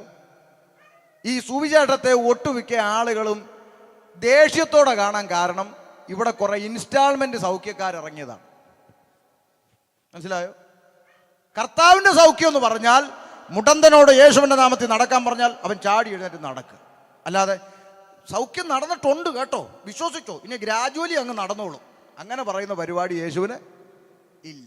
നാളൊരു ചേച്ചി പറഞ്ഞു, ഞാൻ എൻ്റെ വയറ്റിൽ 16 മുഴയുണ്ടായിരുന്നു, ഞാൻ ഇങ്ങനെ എണ്ണിക്കൊണ്ടിരിക്കുമായിരുന്നു 16. അപ്പോഴാണ് ടി വിയിൽ ബ്രദറിൻ്റെ പ്രോഗ്രാം കണ്ടത്. അപ്പോൾ ബ്രദറിൻ്റെ പ്രോഗ്രാം കണ്ടുകൊണ്ടിരുന്നപ്പോൾ 8 മുഴ അങ്ങ് പോയി. അപ്പം വിചാരിച്ചു എന്നാൽ ബ്രദറിൻ്റെ അടുത്തൊന്ന് പോകണമെന്ന്. അടുത്ത ആഴ്ച ഞാൻ ബ്രദറിൻ്റെ അടുത്ത് പോയപ്പോൾ ബാക്കി 8 അവിടെ വെച്ച് പോയി. ഇൻസ്റ്റാൾമെൻറ്റ്. ഇങ്ങനെ കുറേ വെളിവും വെള്ളിയാഴ്ച ഇല്ലാത്ത പെണ്ണുങ്ങളും ഇൻസ്റ്റാൾമെൻറ്റ് സൗഖ്യം നടത്തുന്ന കുറേ സൗഖ്യദായകന്മാരുമാണ് സുവിശേഷത്തിൻ്റെ മുഖം ദേശത്തിൻ്റെ മുമ്പിൽ ഇത്രയും വഷളാക്കിയത്. യേശു കഷണ്ടിയിൽ മുടികിളിർപ്പിക്കുന്നു, യേശു പല്ലിൻ്റെ പോടടയ്ക്കുന്നു. പിന്നെ യേശുവിന് പല്ലിൻ്റെ പോടടപ്പാ പണി. ഈ തങ്കും താരും ഈ നാശകോടാലികളെല്ലാം വന്ന് പിന്നെ സുവിശേഷത്തിൻ്റെ മുഖം നശിപ്പിച്ചു. അതിനാ നിങ്ങൾ മിണ്ടാത്തത്? അബദ്ധം പറ്റി വിളിച്ചാണ് ഇനി മേലെ വിളിക്കരുത്. ഉള്ളതേ പറയത്തുള്ളൂ. ഈ നമ്മളെല്ലാം മിടുക്കന്മാരും ബാക്കിയുള്ളൊരു മോശക്കാരാന്നുള്ള ചിന്തയൊന്നും എനിക്കില്ല. നല്ല കള്ളന്മാർ ഇതിനകത്തുണ്ട്, അതും പറയണ്ടേ? വേണം. പിന്നെ ബാക്കിയുള്ളൊരു മോശക്കാരും നമ്മൾ മിടുക്കന്മാരാണ്ടോ ഇങ്ങോട്ട് വന്നതെന്ന് വല്ല തോന്നലുണ്ടോ? ഒന്നുമില്ല. ഇങ്ങോട്ട് വന്നത് ദൈവത്തിൻ്റെ കൃപയാൽ വന്നു. അല്ലാതെ ബാക്കിയുള്ളവർ ഇവിടെ എത്രയോ നല്ല മനുഷ്യരുണ്ടെന്നറിയാമോ? പട്ടിണി കിടക്കുന്ന മനുഷ്യനെ വിളിച്ച് അകത്തുകൊണ്ട് ആഹാരം കൊടുക്കുന്ന നല്ല മനുഷ്യരുണ്ട്. നമ്മുടെയൊക്കെ ഗേറ്റിനടുത്ത് വന്നു കഴിഞ്ഞാൽ അപ്പോൾ അവിടെ കള്ളന്മാർ. മനസ്സിലായോ? അതുകൊണ്ട് നല്ലതും തീയതിൻ്റെ കഥയല്ല ഞാൻ ഈ പറഞ്ഞുകൊണ്ടിരിക്കുന്നത്. സത്യസന്ധമായ കാര്യം നമ്മൾ മനസ്സിലാക്കണം. യേശു കർത്താവ് സൗഖ്യമാക്കുമെന്ന് ചോദിച്ചാൽ സൗഖ്യത്തിൻ്റെ സാക്ഷികളാണ് ഞങ്ങൾ പലരും. പക്ഷേ ആ സൗഖ്യം എന്ന് പറഞ്ഞാൽ ഇതുപോലെ മാജിക്കല്ല അല്ലേ? ഇവിടുത്തെ ഈ നെയ്യാറ്റിങ്കര കരമന് അല്ല അമരവിളയൊക്കെ നല്ലപോലെ പറ്റിച്ചെടുത്തനാ സജിത്ത് അല്ലേ? ആംബുലൻസ് കൊണ്ടുവന്ന് സൗഖ്യം എന്ന് പറയാം. അവൻ കുറേ ആളുകളെ കെട്ടി വെച്ചിട്ടു. അത് അത്ര ഉപദേശിമാരുടെ പണം പോയെന്ന് എനിക്ക് സന്തോഷമാണ്. കാരണം അന്നൊക്കെ ഞാൻ ഇവിടുത്തെ മുഖ്യ സ്റ്റേജിലും പേര് പറഞ്ഞു സാമ്പാഷനൊക്കെ അറിയാം. അന്ന് ഇവിടുത്തെ ഉപദേശിമാരൊക്കെ പുള്ളി കുറ്റം പറയുന്ന നമ്മളോടായിരുന്നു എതിർപ്പ്. ഇപ്പം പറയാം പക്ഷേ ലവൻ പോയി പോട്ടെ, നിന്റെ പൈസയും പോയില്ലേ പോട്ടെ. അതുകൊണ്ട് മനസ്സിലാക്കിക്കോണം, സുവിശേഷത്തിന് ഒറ്റ മുഖമേ ഉള്ളൂ. അത് ഇൻസ്റ്റാൾമെന്റ് സൗഖ്യമൊന്നുമല്ല. കർത്താവിൻ്റെ നാമത്തിൽ സൗഖ്യമായാൽ അത് സാക്ഷാൽ സൗഖ്യമാണ്. എൻ്റെ സഹോദരി ഓപ്പറേഷൻ തിയേറ്ററിൻ്റെ അകത്ത് ട്രോളിയിൽ കിടത്തി ഉരുട്ടി അകത്തേക്ക് കൊണ്ടുപോയ എൻ്റെ സഹോദരി മിനിറ്റുകൾക്കകം സൗഖ്യം പ്രാപിച്ച് പുറത്തു വന്ന കാഴ്ച എൻ്റെ കണ്ണാലെ കണ്ടിട്ട് വേദപുസ്തകം എടുത്ത മനുഷ്യനാണ് ഞാൻ. ഞാൻ സൗഖ്യമില്ലെന്ന് പറയുമോ? സൗഖ്യമാക്കാൻ ദൈവത്തിന് കഴിയും, ദൈവത്തിനെ കഴിയൂ. പക്ഷെ അത് ഈ കാണിക്കുന്ന പൊട്ടത്തരങ്ങളല്ലെന്നാണ് പറഞ്ഞത്. അവൻ ക്ഷണത്തിൽ കുതിച്ചെഴുന്നേറ്റ് നടന്നു. അതാണ് കർത്താവിൻ്റെ സൗഖ്യം എന്ന് പറയുന്നത്. മനസ്സിലാകുന്നുണ്ടോ?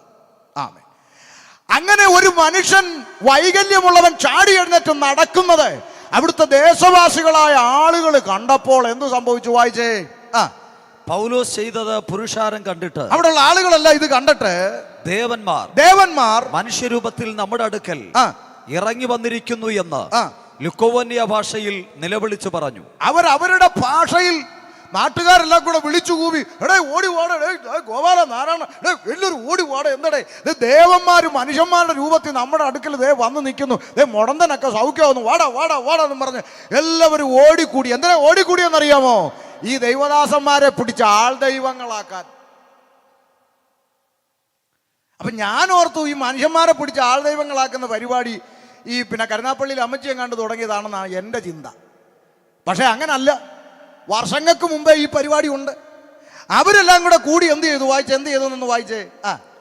ബർന്നബാസിനെ ഇന്ദ്രനെന്നും ബർന്നബാസിനെ ഇന്ദ്രനെന്നും പൗലോസ് മുഖ്യ പ്രസംഗിയാകയാൽ അവനെ ബുധനെന്നും പേർ വിളിച്ചു. രണ്ട് പേരും അങ്ങിട്ടു. ഇങ്ങേര് ഇന്ദ്രൻ, ഇങ്ങേര് ബുധൻ, അങ്ങനെ പേര് ആൾ ദൈവങ്ങളാക്കാൻ പോവാ ഇവരെ. എന്നിട്ട് എന്ത് ചെയ്തു? പട്ടണത്തിന് മുമ്പിലുള്ള ഇന്ദ്രക്ഷേത്രത്തിലെ പുരോഹിതൻ കാളകളെയും പൂമാലകളെയും ഗോപുരത്തിങ്കൽ കൊണ്ടുവന്നു പുരുഷാരത്തോടു കൂടെ യാഗം കഴിപ്പാൻ ഭാവിച്ചു. കണ്ടോ, പൂമാലകളൊക്കെ കൊണ്ടുവന്ന് ഇവരെ കഴുത്തേലോട്ടിട്ട് സ്വീകരിക്കാൻ ഓടി വന്നപ്പോൾ ഇന്ന് രാത്രി പെന്തക്കോസ്തുകാരോട് ഞാൻ പറയാം, പരിശുദ്ധാത്മാവ് അകത്തുള്ള അഭിഷിക്തന്മാർ അതിനെ തടുത്തു. മനസ്സിലായോ? എന്താ ഈ കാണിക്കണമെന്ന് ചോദിച്ചു. തടുത്തു. പൂമാല ഇടാൻ വന്നപ്പോൾ ഇന്നത്തെ ന്യൂ ജനറേഷൻ പ്രസംഗകരായിരുന്നെങ്കിലോ പൂമാല ഇടാം. നിനക്ക് ഒരു മിനിറ്റ്, ഇടല്ലേ. ഇനി ഇട്ടോ. എന്നിട്ട് അടുത്ത ദിവസം പോസ്റ്റ്, ഗുജറാത്തിൽ ഞങ്ങളെ സ്വീകരിച്ച വിധം പൂമാല.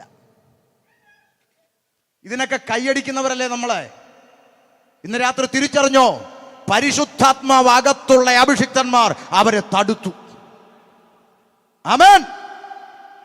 ദൈവവേല ചെയ്യുന്ന ദൈവദാസന്മാർക്ക് ഭൂമിയിൽ ആൾ ദൈവങ്ങളുടെ സ്ഥാനമൊന്നുമില്ല. സുവിശേഷ വേല ചെയ്യുന്ന അഭിഷിക്തന്മാർക്കെല്ലാം ദൈവസന്നിധിയിൽ ഒറ്റ വിലയേ ഉള്ളൂ. ഇവിടെ ആരും കൂടിയവരും കുറഞ്ഞവരില്ല. അങ്ങനെ ആക്കുന്നതാണ് അപകടം.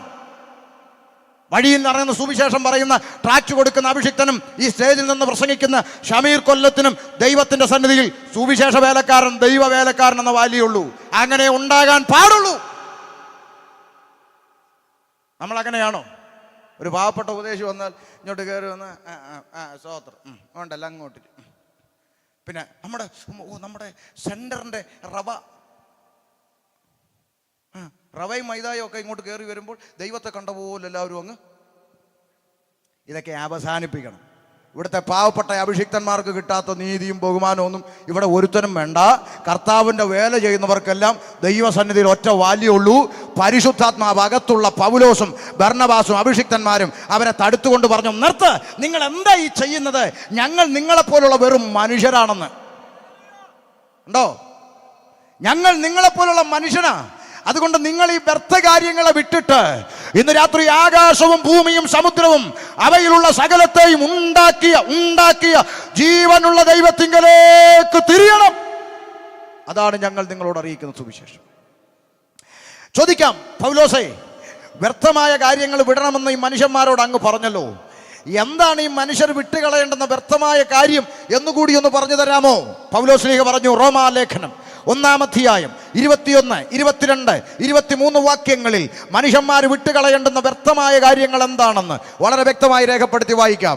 അവർ ദൈവത്തെ അറിഞ്ഞിട്ടും അവനെ ദൈവമെന്ന് ഓർത്ത് മഹത്വീകരിക്കുകയോ നന്ദി കാണിക്കുകയോ ചെയ്യാതെ തങ്ങളുടെ നിരൂപണങ്ങളിൽ വ്യർത്ഥരായി തീർന്നു. ഇപ്പൊ മനുഷ്യൻ വ്യർത്ഥമായി ചെയ്യുന്ന കാര്യങ്ങൾ എന്താണെന്ന് പൗലോസ് വ്യക്തമായി പറയുന്നു. ഒരു കൂട്ടം ആളുകൾ, ഒരു കൂട്ടം മനുഷ്യന്മാർ, അവർ ദൈവത്തെ അറിഞ്ഞിട്ടും ഈ പ്രപഞ്ചത്തെ സൃഷ്ടിച്ച് സകലത്തെ ഉണ്ടാക്കിയ പടച്ചവൻ, സൃഷ്ടാവ്, ഈശ്വരൻ, ദൈവം എന്ന് പറയുന്ന ഒരു മഹാദൈവം ഉണ്ടെന്ന് അറിഞ്ഞിട്ടും ആ ദൈവത്തിന് കൊടുക്കേണ്ട മഹത്വം ദൈവത്തിന് കൊടുക്കാതെ മനുഷ്യൻ ദൈവത്തിൽ നിന്നകന്ന് അവന്റെ ഹൃദയത്തിന്റെ നിരൂപണങ്ങളിൽ വ്യർത്ഥമായത് ചെയ്യാൻ തുടങ്ങിയെന്നാണ് വായിക്കുന്നത്. എന്താണ് വ്യർത്ഥമായി ചെയ്യുന്നത്? അടുത്ത വാക്യം, അവരുടെ വിവേകമില്ലാത്ത ഹൃദയം ഇരുണ്ടുപോയി. അവരുടെ വിവേകമില്ലാത്ത ഹൃദയം ഇരുണ്ടുപോയി. മനുഷ്യരുടെ ഹൃദയത്തിന്റെ അകത്ത് ഒരു ഇരുട്ട് പ്രവേശിച്ചു എന്ന് തിരുവചനം പറയുന്നു. എന്താണ് ആ ഇരുട്ട്? അല്പം കഴിഞ്ഞു പറയാം, ഓർമ്മയിലിരിക്കട്ടെ. മനുഷ്യന്റെ ഹൃദയക്കൂടിന്റെ അകത്ത് ഒരു ഇരുട്ട് പ്രവേശിച്ചു. ഈ ഇരുട്ടകത്ത് കയറിയപ്പോൾ മനുഷ്യന്മാർ എന്ത് ചെയ്തു എന്ന് കേൾക്കണം. വായിക്ക്. ജ്ഞാനികൾ എന്ന് പറഞ്ഞുകൊണ്ട് അവർ മൂഢരായി പോയി. ഇരുട്ടകത്ത് കയറിയപ്പോൾ മനുഷ്യനൊരു ചിന്ത, എനിക്കെല്ലാം അറിയാം, എന്നെ ആരും പഠിപ്പിക്കണ്ട. മനുഷ്യന്റെ ചിന്തയാ. ഈ പാപത്തിന്റെ ഇരുട്ടകത്തിരിക്കുക. മനുഷ്യന്റെ ചിന്ത, എനിക്കെല്ലാം അറിയാം, ഇതിൻ്റെ അപ്പുറത്ത് പോയി പഠിച്ച ആളാണ് ഞാൻ, എന്നെ ആരും പഠിപ്പിക്കണ്ട. മനുഷ്യന്റെ ചിന്തയാ. ഞാനൊരിക്കൽ പാലോട് ഒരു കൺവെൻഷൻ പ്രസംഗിക്കാൻ പോയി. സംഘാടകർ എന്നോട് പറഞ്ഞു, പാസ്റ്ററെ, എൻ്റെ ഒരു ബന്ധു ഇവിടെ അടുത്ത് താമസമുണ്ട്. കത്തോലിക്ക ഭക്തനാണ് പുള്ളി, കത്തോലിക്ക പള്ളി ഭക്തനാ. ആയിക്കോട്ടെ, അതിനെന്താ കുഴപ്പം? അദ്ദേഹത്തോട് ഒരല്പം സുവിശേഷം ഒന്ന് പങ്കുവെക്കണം. പിന്നെന്താ, പോകാമെന്ന് പറഞ്ഞു. അങ്ങനെ ആ വീട്ടിലോട്ട് ചെന്നു. അവിടുത്തെ അച്ചായൻ ഇങ്ങനെ ചാരി കസേര കിടപ്പുണ്ട്. എന്നെ കണ്ടു, എഴുന്നേറ്റ്. ഉപദേശിയോ? ഇരുന്നാട്ടെ, എടി ചായ ഇടറി എന്നൊക്കെ പറഞ്ഞു. ഭയങ്കര സ്നേഹം. അങ്ങനെ ഞാൻ അച്ചായനോട് സുവിശേഷം പറയാം. അച്ഛാ, കാര്യം ഇതൊക്കെയാണെങ്കിലും ചില യാഥാർത്ഥ്യങ്ങൾ അറിയണം എന്ന് പറഞ്ഞ് സുവിശേഷം പറയാൻ തുടങ്ങിയപ്പോൾ ഈ അച്ചായൻ എന്നോട് ചോദിക്കുകയാണ്, മോൻ എത്ര വർഷമായി ഈ മേഖലയിലോട്ട് ഇങ്ങോട്ട് വന്നിട്ട്? ഞാൻ പറഞ്ഞു, ഒരു 8-10 വർഷമായച്ചാ അന്ന്. ഇപ്പം 20 വർഷമായി. ഒരു 8-10 വർഷമായി എന്ന് പറഞ്ഞു. ഉടനെ ഈ അച്ചായൻ ഒന്ന് കുലുങ്ങി ചിരിച്ചിട്ട് പറയാം, അത്രയല്ലേ ഉള്ളൂ, എനിക്ക് വയസ്സ് 54 മോനെ. ഞാൻ പറഞ്ഞു, മനസ്സിലായില്ല. 54 വർഷമായി ക്രിസ്ത്യാനിയായിട്ട് ജീവിക്കുന്ന എൻ്റെ അടുത്താണോ ഇന്നലെ ഇങ്ങോട്ട് വന്ന മോൻ യേശുവിനെ കുറിച്ച് പറയാൻ വന്നേന്ന്? ഇപ്പൊ മനസ്സിലായോ നിങ്ങൾക്ക്? എനിക്കെല്ലാം അറിയാം, ഞാൻ 54 വർഷമായിട്ട് ക്രിസ്ത്യാനി അല്ലയോ, മോൻ എന്നെ പഠിപ്പിക്കണ്ടെന്നാണ് അച്ചായൻ്റെ ഭാവം. ജ്ഞാനി എന്ന് പറഞ്ഞുകൊണ്ട് അവർ മൂഢരായിപ്പോയി. ഞാൻ പറഞ്ഞു, ശരി അച്ഛാ, എന്നാ ദൈവം അനുഗ്രഹിക്കട്ടെ, ഞാൻ അങ്ങ് പോയേക്കുവാ. പിന്നെ ഒരു വാക്ക് പ്രാർത്ഥിച്ചോട്ടെ. പ്രാർത്ഥന എല്ലാവർക്കും വേണം. പ്രാർത്ഥിച്ചോട്ടെ എന്ന്. അങ്ങനെ എഴുന്നേറ്റ് പ്രാർത്ഥിക്കാൻ നിന്നപ്പോൾ ചുമ്മാ കൗതുകത്തിന് ഞാനൊന്ന് ചോദിച്ചു, ഒരു ചെറിയ കാര്യം ചോദിച്ചോട്ടെ എന്ന്. എന്നാ മോനെ? ഞാൻ പറഞ്ഞു, അല്ല, ഈ യേശുവിൻ്റെ പേരെന്താ? സൺഡേ ക്ലാസ്സിലെ പിള്ളേരോട് ചോദിച്ചാൽ അവർ പറയുന്ന കാര്യമാണ് നമുക്കറിയാം. എന്നാലും 54 വർഷത്തെ ക്രിസ്ത്യാനി അല്ലയോ എന്ന് വിചാരിച്ച് ചുമ്മാ ഒന്ന് ചോദിച്ചു, യേശുവിൻ്റെ പേരെന്നാച്ചാന്ന്. പുള്ളി എന്നോട് പറഞ്ഞ മറുപടി, പുള്ളി പറഞ്ഞ ഭാഷയിൽ തന്നെ ഞാനൊന്ന് പറയാം. പുള്ളി എന്നോട് പറയുകയാണ്, യേശുവിൻ്റെ പേര് യേശു, ഇപ്പം വേറെന്തൊരു പേരിരിക്കണം യേശുവിനെന്ന്. ഒന്ന് ചിന്തിച്ച് നോക്കിയേ. യേശുവിൻ്റെ പേര് യേശു, ഇപ്പം വേറെന്തൊരു പേരിരിക്കണം യേശുവിന്? വേറെന്തെങ്കിലും പേരുണ്ടോ യേശു? പുള്ളി പറയാണ്, 54 വർഷം ക്രിസ്ത്യാനി. ചിലർ കണ്ണും തള്ളിയിരിക്കുക, യേശുവിന് വേറെ പേരുണ്ടോ? പ്രവാചകൻ വിളിച്ചു പറയുന്നു, കന്യക ഗർഭിണിയായി ഒരു മകനെ പ്രസവിക്കും, ദൈവം നമ്മോടുകൂടെ എന്നർത്ഥമുള്ള ഇമ്മാനുവേൽ എന്ന് പേരു വിളിക്കപ്പെടും. 54 വർഷത്തെ ക്രിസ്ത്യാനിക്ക് അറിയല യേശുവിൻ്റെ പേരെന്താന്ന്. മനസ്സിലായോ? എന്നാൽ എനിക്കെല്ലാം അറിയാമെന്നാണ് ഭാവം. ഇങ്ങനെയുള്ള കുറേ നാട്ടുകാർ നമുക്ക് ചുറ്റിലുമുണ്ട്. എന്നെ ആരും പഠിപ്പിക്കേണ്ട, എനിക്കെല്ലാം അറിയാമെന്നുള്ള ചിന്തയാണ്. എന്തിനാ? ഞാനൊരു ചെറിയ ഒരു ഉദാഹരണം നാട്ടുഭാഷ നിങ്ങൾക്ക് മനസ്സിലാക്കാൻ വേണ്ടി പറയാം. ഇവിടെ അടുത്ത് ഒരച്ചായന് ക്യാൻസർ വന്നെന്നിരിക്കട്ടെ. ക്യാൻസർ അങ്ങനെ ആർക്കും വരാതിരിക്കട്ടെ, ദൈവം സൂക്ഷിക്കട്ടെ. ഉദാഹരണത്തിന് വേണ്ടി പറയുക, ഒരു ക്യാൻസർ വന്നെന്നിരിക്കട്ടെ. ചാക്കോച്ചന് ക്യാൻസർ വന്നു. നമ്മുടെ ഒരു ചർച്ചിലെ ഒരു സഹോദരി അങ്ങോട്ട് ചെന്നിച്ച് പറയും, ചാക്കോച്ച ക്യാൻസർ ആണെന്നൊക്കെ കേട്ടല്ലോ. ആ നടി സൂസമ്മ, അറിയാൻ ഇച്ചിരി വൈകി പോയടി. അച്ഛാ, ഞാനൊരു കാര്യം പറയട്ടെ. എന്താ? അപ്പുറത്ത് ഒരു സഭയുള്ള അറിയാവോ? സഭയോ? ഏത് സഭ? അല്ല പ്രാർത്ഥന നടക്കുന്ന വെന്തിക്കോസ്. ബെന്തിക്കോസ്. അവിടെ 21 ദിവസത്തെ ഉപവാസ പ്രാർത്ഥന നടക്കുക. അച്ചായൻ ഒന്ന് അങ്ങോട്ട് പോയെങ്കിൽ കർത്താവ് സൗഖ്യമാക്കിയാലോ എന്ന്. ഉടനെ അച്ചായൻ, എവിടെ? ബെന്തിക്കോസുകാരുടെ കൂടെ. ഞാൻ, എൻ്റെ കുടുംബം ഏതാന്ന് നിനക്കറിയാമോ? കുടുംബകല്ലറ ഏതാണെന്നറിയാമോ? എത്ര അച്ഛന്മാരുള്ള കുടുംബം ഏതെന്നറിയാമോ? ബെന്തിക്കോസുകാരുടെ തുള്ളാനെ ഞാനേ, അതിനേക്കാളും നല്ലത് ക്യാൻസർ വന്ന് മരിക്കുന്നതെന്ന് പറഞ്ഞു.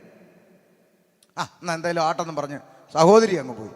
അപ്പോൾ വേറൊരാൾ വന്നിട്ട് പറഞ്ഞു, ചാക്കോച്ച എന്നാടാ, വയനാട്ടിലൊരു കേളു വൈദ്യൻ ഉണ്ടെന്നറിഞ്ഞു. പുള്ളി എല്ലാ രോഗവും മാറ്റുന്ന കേൾക്കണേ, ഒന്ന് പോയാലോ?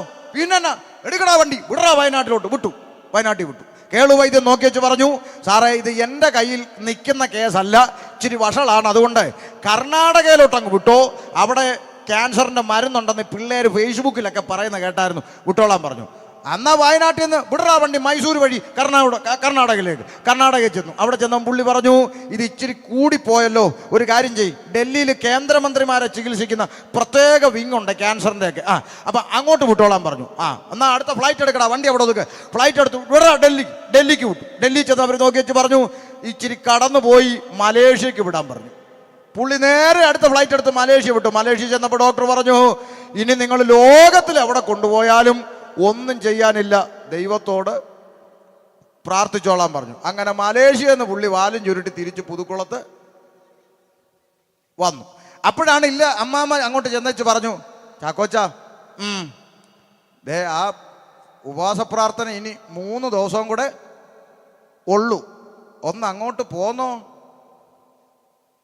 എന്നാ പിന്നെ ഒന്ന് അങ്ങോട്ട് പോവാടി. ഇതല്ലേ മനുഷ്യൻ? ഇതല്ലേ മനുഷ്യൻ? ആരോഗ്യത്തോടിരിക്കുമ്പോൾ ഇവൻ്റെ പുറകെ നടന്ന് തമ്പുരാൻ വിളിച്ചാലും വരൂല. അവസാനം കണ്ണും കരളും കിഡ്നിയും അടിച്ചു പോയി ICU കിടക്കുമ്പോഴാണ് പ്രാർത്ഥിക്കാൻ ഉപദേശിമാരെ തപ്പി നടക്കുന്നത്. എടാ, ആരോഗ്യത്തോടിരിക്കുമ്പോൾ നിന്റെ പുറകെ നടന്ന് വിളിക്കുമല്ലേ, നിനക്ക് വന്നുകൂടെ? നീ എന്തിനാ ഇതൊക്കെ അടിച്ചു പോകാൻ കാത്തു നിൽക്കണേ? അതുകൊണ്ട് കേട്ടെ, ജ്ഞാനികളെന്ന് പറഞ്ഞുകൊണ്ട് അവർ മൂഢരായി പോയി. എനിക്കെല്ലാം അറിയാം, എന്നെ ആരും പഠിപ്പിക്കണ്ട എന്നുള്ള ചിന്തയിൽ മനുഷ്യനായി. എന്നിട്ട് അവൻ എന്തു ചെയ്തു? അടുത്ത വാക്യം വായിച്ചേ. എന്താ ചെയ്തേ? അക്ഷയനായ ദൈവത്തിന്റെ തേജസ്സിനെ, അക്ഷയനായ പടച്ചവന്റെ സൃഷ്ടാവിന്റെ ഈശ്വരന്റെ ദൈവത്തിന്റെ തേജസ്സിനെ അവർ ക്ഷയമുള്ള മനുഷ്യൻ, പക്ഷി, നാൽക്കാലി, ഇഴജാതി എന്നിവയുടെ രൂപസാദൃശ്യമായി മാറ്റിക്കളഞ്ഞു. സർവശക്തനായ ഒരു സൃഷ്ടാവുണ്ട്, പടച്ചവനുണ്ട്, ഈശ്വരനുണ്ട്, ദൈവമുണ്ട് എന്ന് തിരിച്ചറിഞ്ഞിട്ടും ആ ദൈവത്തിന് കൊടുക്കേണ്ട മഹത്വം ദൈവത്തിന് കൊടുക്കാതെ സൃഷ്ടാവിന് കൊടുക്കേണ്ട മഹത്വം മനുഷ്യൻ സൃഷ്ടിക്ക് കൊടുക്കാൻ തുടങ്ങിയെന്ന് മനസ്സിലായോ? സൃഷ്ടാവിനെ അറിയണം. ചിലർ പറയുന്നത് ദൈവം ഇല്ലെന്ന്. ദൈവമില്ല എന്ന് പറയുന്നവൻ, ഇപ്പൊ ചില പിള്ളേരൊക്കെ കണ്ടിട്ടില്ലേ, അവർ പറയുന്നത് ഡിങ്കനാണ് ദൈവം. ദൈവമില്ല എന്നൊക്കെയാ പറയുന്നത്. ദൈവമില്ലെന്ന് പറയുന്നവരാരെങ്കിലും എന്നെ കേൾക്കുന്നെങ്കിൽ ഒരു 5 മിനിറ്റ് കണ്ണാടിയുടെ മുമ്പിൽ ചെന്ന് നേരെ നിന്ന് നോക്കേ, അപ്പോൾ അറിയാം ദൈവം ഉണ്ടോ ഇല്ലയോ. അതെന്നാ കണ്ണാടിയുടെ മുമ്പിൽ ചെന്നാൽ? ദാവീദ് പറഞ്ഞു, ഭയങ്കരവും അതിശയകരവുമായി നീ എന്നെ സൃഷ്ടിച്ചിരിക്കുന്നു. മനുഷ്യന്റെ സൃഷ്ടിപ്പിന്റെ അകത്തുണ്ട് ദൈവത്തിന്റെ കരവിരുത് ഇല്ലേ? ഈ തലയിലിരിക്കുന്ന കറുത്ത സാധനം എന്താ പേര്? മുടി. താടിയായി വളർന്നിറങ്ങുന്ന എന്നാ? പ്ലാസ്റ്റിക്കോ? മുടി. മീശയായി വരുന്ന എന്നാ? മുടി. പുരികമായിട്ട് വരുന്ന എന്നാ? മുടി. കണ്ണിന്റെ പീലിയോ? മുടി. ഇതെല്ലാത്തിൻ്റെയും പേര് മുടിയുന്ന. പക്ഷേ സൃഷ്ടിപ്പിൽ തമ്പുരാൻ ഒരു നിയമം വെച്ചു. തലമുടിയോടും താടിയോടും ഒക്കെ വളർന്നിറങ്ങിക്കൊള്ളാൻ പറഞ്ഞപ്പോൾ കൺപീലിയോട് പറഞ്ഞു, പരിധി വിട്ട് വളരരുത്. ആര് വെച്ച നിയമം? സൃഷ്ടാവ് വെച്ച നിയമം. ഒന്ന് ചിന്തിച്ചു നോക്കേ, നമ്മൾ ഓർമ്മ വെച്ച കാലം മുതൽ തലമുടിയും താടിയൊക്കെ വളർന്നിറങ്ങുന്ന പോലെ കണ്ണിൻ്റെ വീലിയും വളർന്നങ്ങിറങ്ങിയെങ്കിലോ? ചുരുട്ടി പിടിക്കാൻ ഒരു കൈ, ആരാടി അവിടെ പ്രസംഗിക്കുന്നു? ഷട്ടർ പൊക്കി പിടിക്കുന്നു. അങ്ങനെയുള്ള ഗതികേടൊന്നും ഉണ്ടായില്ലല്ലോ. ദൈവത്തിന്റെ സൃഷ്ടിപ്പ് വേണ്ട. ഈ നെയ്യാറ്റിൻകര കരമന റോഡ് നോക്ക്, 6 വരിപ്പാതയായി വികസിപ്പിച്ച് വിശാലമാക്കിയിട്ടിരിക്കുന്ന ഈ ഹൈവേയിൽ ഒരു ദിവസം അങ്ങോട്ടും ഇങ്ങോട്ടും യാത്ര ചെയ്താൽ കാണാം, ഇത്ര വിശാലമായിട്ട് പോലും എത്ര വണ്ടിയാണ് അവിടെ കൂട്ടിമുട്ടി അവിടെ ഇവിടങ്ങളിൽ കിടക്കുന്നല്ലേ. എന്നാൽ ആകാശത്തിലേക്ക് കണ്ണുയർത്തി നോക്ക്, ഈ സൗരയൂഥങ്ങളിൽ സഞ്ചരിക്കുന്ന ഭ്രമണപഥങ്ങളിൽ സഞ്ചരിക്കുന്ന ഒറ്റ ഗ്രഹത്തിന് ഡ്രൈവർ ഉണ്ടോ? ഡെയിലി 2 വെച്ച് ഇടിച്ചോണ്ടിരിക്കുവാണോ? ഉറക്കം തൂങ്ങി ഇടിക്കുന്നോ? ഇല്ല. അതിനെയൊക്കെ നിയന്ത്രിക്കുന്ന ഒരു സർവശക്തനുണ്ട്. അവനാണ് സൃഷ്ടിതാവ്. ഇന്ന് രാത്രി സൃഷ്ടാവിനെ അറിഞ്ഞിട്ടും, സൃഷ്ടിച്ചൊരു ദൈവമുണ്ടെന്ന് അറിഞ്ഞിട്ടും ആ സൃഷ്ടാവിന് കൊടുക്കേണ്ട മഹത്വം സൃഷ്ടാവിന് കൊടുക്കാതെ മനുഷ്യൻ സൃഷ്ടിക്ക് കൊടുക്കാൻ തുടങ്ങി. ആർക്ക്? വായിച്ചു കേട്ടില്ലേ? ക്ഷയമുള്ള മനുഷ്യൻ, പക്ഷി, നാൽക്കാലി, ഇഴജാതി എന്നിവയ്ക്ക് ദൈവത്തിന് കൊടുക്കേണ്ട മഹത്വം കൊടുക്കാൻ തുടങ്ങി മനുഷ്യൻ. മനുഷ്യനെ തന്നെ പിടിച്ച് ആൾ ദൈവങ്ങളാക്കി ഇല്ലേ? ഇന്ന് നമ്മുടെ നാട്ടിൽ കേരളത്തിൽ ആൾ ദൈവങ്ങൾക്ക് വല്ല കുറവുണ്ടോ? കഴിഞ്ഞ 2 മാസം മുമ്പ് പത്രത്തിൽ കണ്ട ഒരാൾ ദൈവത്തിന് പനിയാണ്, പ്രാർത്ഥിക്കണമെന്ന്. ആമേൻ. ആൾ ദൈവങ്ങൾക്ക് വല്ല കുറവുണ്ടോ? മനുഷ്യൻ. പിന്നെന്താ? നാൽക്കാലി. പിന്നെന്താ? ഇഴജാതി. പിന്നെന്താ? പക്ഷി. പാരമ്പര്യം പറയുന്ന ക്രിസ്ത്യാനി 4നെയും കൂടെ ഒന്നിച്ച് ഒരു കൂട്ടിലാക്കി ജംഗ്ഷനിൽ നിർത്തി മഹത്വം കൊടുക്കുക. നാൽക്കാലി, കുതിര, മനുഷ്യൻ അതിൻ്റെ പുറത്ത്, ഇടജാതി അതിൻ്റെ കീഴെ. അപ്പം നിങ്ങൾ ചോദിക്കും പക്ഷി എന്ത് ചെയ്യുന്നു? വീട്ടിൽ ചെന്നാൽ ഫോട്ടോയിൽ സൂക്ഷിച്ചൊന്ന് നോക്കണം. ആ ഇടജാതിക്ക് 2 ചിറക് വരച്ച് വെച്ചിട്ടുണ്ട്. 4നെയും കൂടെ ഒന്നിച്ച് ഒരു കൂട്ടിലാക്കി ജംഗ്ഷനിൽ നിർത്തി മഹത്വം കൊടുക്കുക. സൃഷ്ടാവിന് കൊടുക്കേണ്ട മഹത്വം. വായിച്ച വചനം അക്ഷരം പ്രതി മനുഷ്യൻ വ്യർത്ഥമായത് ചെയ്തുകൊണ്ടിരിക്കുന്നു. മനുഷ്യൻ, പക്ഷി, നാൽക്കാലി, ഇടജാതി. ചിലർക്ക് ഇടജാതി, ചിലർക്കെന്താ? ചിലർക്ക് ദൈവമല്ലേ. പക്ഷെ ദൈവം ഭക്തയെ കാണാൻ വീട്ടിൽ വന്ന വാവാ സുരേഷിന് ദൈവം ഭക്തയെ കാണാൻ വീട്ടിൽ വന്നാൽ ബാബ സുരേഷിനെ വിളിക്കുമെന്ന് ഇല്ലേ? അതാ പറഞ്ഞു. 4 വർഷം എന്നെ കാണാൻ വന്ന രമണിക്ക് ഇപ്രാവശ്യം എന്തോ പറ്റിയെന്നറിയാം. സ്നേഹം കൊണ്ട് വന്ന, ദൈവം സ്നേഹവാനല്ലേ, സ്നേഹം കൊണ്ട് വന്നതാ. എന്നാ വേണ്ടാത്ത ഈടോ? ഇതൊക്കെ മനസ്സിലാക്കാൻ ഡിഗ്രി വേണോടോ, തലയ്ക്കകത്ത് ആളുണ്ടായ പോരെ. അതുകൊണ്ട് വേദപുസ്തകം പറയുന്നത് സർവശക്തനായ ഒരു സൃഷ്ടാവുണ്ട്, പടച്ചവനുണ്ട്, ഈശ്വരനുണ്ട്, ദൈവമുണ്ട്. ഈ പ്രപഞ്ചത്തെ മുഴുവൻ വാക്കിനാൽ ഉളവാക്കിയ മഹാദൈവം. ആ ദൈവത്തിന് കൊടുക്കേണ്ട മഹത്വം, സൃഷ്ടാവിന് കൊടുക്കേണ്ട മഹത്വം മനുഷ്യൻ സൃഷ്ടികൾക്ക് പങ്കുവെക്കുന്നു. പൗലോസ് പറയുന്നു, ഈ വ്യർത്ഥ കാര്യങ്ങളെ നിങ്ങൾ വിട്. ഇന്ന് രാത്രി ആകാശവും ഭൂമിയും സമുദ്രവും അവയിലുള്ള സകലത്തെയും ഉണ്ടാക്കിയ ജീവനുള്ള ദൈവത്തിങ്കലേക്ക് തിരിയണം. Praise the lord. കരങ്ങൾ ഉയർത്തി കർത്താവിനെ സ്തുതിച്ചാട്ടെ. അപ്പൊ മനുഷ്യൻ സൃഷ്ടാവിനെ മറന്നു. എന്തുകൊണ്ട് ഈ തിരിച്ചറിവ് മനുഷ്യൻ ഉണ്ടാകുന്നില്ല? അതൊരു ചോദ്യമല്ലേ? അതിന്റെ ഉത്തരം വിശുദ്ധ വേദപുസ്തകം പറയുന്നു. 2 കൊരിന്ത്യ ലേഖനം 4-ാം അധ്യായം അതിന്റെ 3-4 വാക്യങ്ങളിൽ അതിന്റെ മറുപടി വേഗത്തിലേക്ക് വായിച്ചാട്ടെ. 2 കൊരിന്ത്യ ലേഖനം 4-ാം അധ്യായം 3-4 വാക്യങ്ങളിൽ എന്തുകൊണ്ട് മനുഷ്യർക്ക് ഇത് മനസ്സിലാകുന്നില്ല? എന്നാൽ ഞങ്ങളുടെ സുവിശേഷം മറഞ്ഞിരിക്കുന്നു എങ്കിൽ നശിച്ചു പോകുന്നവർക്കത്രേ മറഞ്ഞിരിക്കുന്നു. ഈ സുവിശേഷം എന്താണ്? സുവിശേഷം ജീവനുള്ള ദൈവം. ആകാശവും ഭൂമിയും സമുദ്രവും അവയിലുള്ള സകലത്തെ ഉണ്ടാക്കിയ ജീവനുള്ള ദൈവം സമം സുവിശേഷം. ഈ സുവിശേഷം ഒരുത്തന് മറഞ്ഞിരിക്കുന്നെങ്കിൽ, ഒരാൾക്കിത് മനസ്സിലാകുന്നില്ലെങ്കിൽ, ഇത് ആർക്കാ മറഞ്ഞിരിക്കുന്നത്? നരകത്തിലേക്ക് ടിക്കറ്റ് റിസർവേഷൻ ചെയ്തിരിക്കുന്നവർക്കാ മറഞ്ഞിരിക്കുന്നത്. നശിച്ചു പോകുന്നവർക്ക് ഇത് മറഞ്ഞിരിക്കുന്നു. അവർക്ക് എത്ര പറഞ്ഞാലും ഇത് തലേ കയറുന്നില്ല. കാരണം പിശാച് അവരെ നരകത്തിലേക്ക് കൊണ്ടുപോകാൻ ടിക്കറ്റ് ഉറപ്പിച്ചു വെച്ചിരിക്കുന്നു. ഇത് മറഞ്ഞിരിക്കുന്നെങ്കിൽ നശിച്ചു പോകുന്നവർക്ക് അത്രയും മറഞ്ഞിരിക്കുന്നു. അടുത്ത വാക്കെന്താണ്? ദൈവപ്രതിമയായ ക്രിസ്തുവിന്റെ തേജസ്സുള്ള സുവിശേഷത്തിന്റെ പ്രകാശനം ശോഭിക്കാതിരിക്കാൻ ഈ ലോകത്തിന്റെ ദൈവം അവിശ്വാസികളുടെ മനസ്സ് കുരുടാക്കി. നേരത്തെ പറഞ്ഞില്ലേ, മനുഷ്യന്റെ ഹൃദയത്തിന്റെ അകത്ത് ഒരു ഇരുട്ട് കയറിയെന്ന്. ആ ഇരുട്ട് ഈ ലോകത്തിന്റെ ദൈവം. എന്താണ് പാസ്റ്റർ ഈ ലോകത്തിന്റെ ദൈവം? ജീവനുള്ള ദൈവം എന്ന് പറഞ്ഞത് മനസ്സിലായി. എന്താ ഈ ലോകത്തിന്റെ ദൈവം? ഈ ജീവനുള്ള ദൈവത്തെ തിരിച്ചറിയാതിരിക്കാൻ മനുഷ്യന്റെ ഹൃദയത്തിന്റെ അകത്ത് ഇരുട്ടായി കുടിയിരിക്കുന്ന ഈ ലോകത്തിന്റെ ദൈവം അഥവാ പാപം എന്ന് പറയുന്ന ഇരുട്ട് മനുഷ്യന്റെ ഹൃദയത്തിന്റെ അകത്ത് കുടിയിരിക്കുന്നു. ഇതൊക്കെ പറയുമ്പോഴാ ചിലർക്ക് ചിരി. ഈ വെന്തിക്കോസുകാരെ കൊണ്ട് തോറ്റു. യവന്മാരുടെ കയ്യിൽ എപ്പം മൈക്ക് കൊടുത്താലും കറങ്ങി തിരിഞ്ഞ് എവിടെ വന്ന് നിൽക്കും? പാപി. മരണത്തിന് മൈക്ക് കൊടുത്താ പാപി, കല്യാണത്തിന് മൈക്ക് കൊടുത്താ പാപി, പ്രസംഗത്തിന് മൈക്ക് കൊടുത്താ പാപി. എവിടെ കൊടുത്താലും യവന്മാർ കറങ്ങി തിരിഞ്ഞ് പാപി. മനുഷ്യൻ പാപിയാണ്. ചുമ്മാ പറയുന്നതാന്ന് ചില ആളുകൾ പറയുക.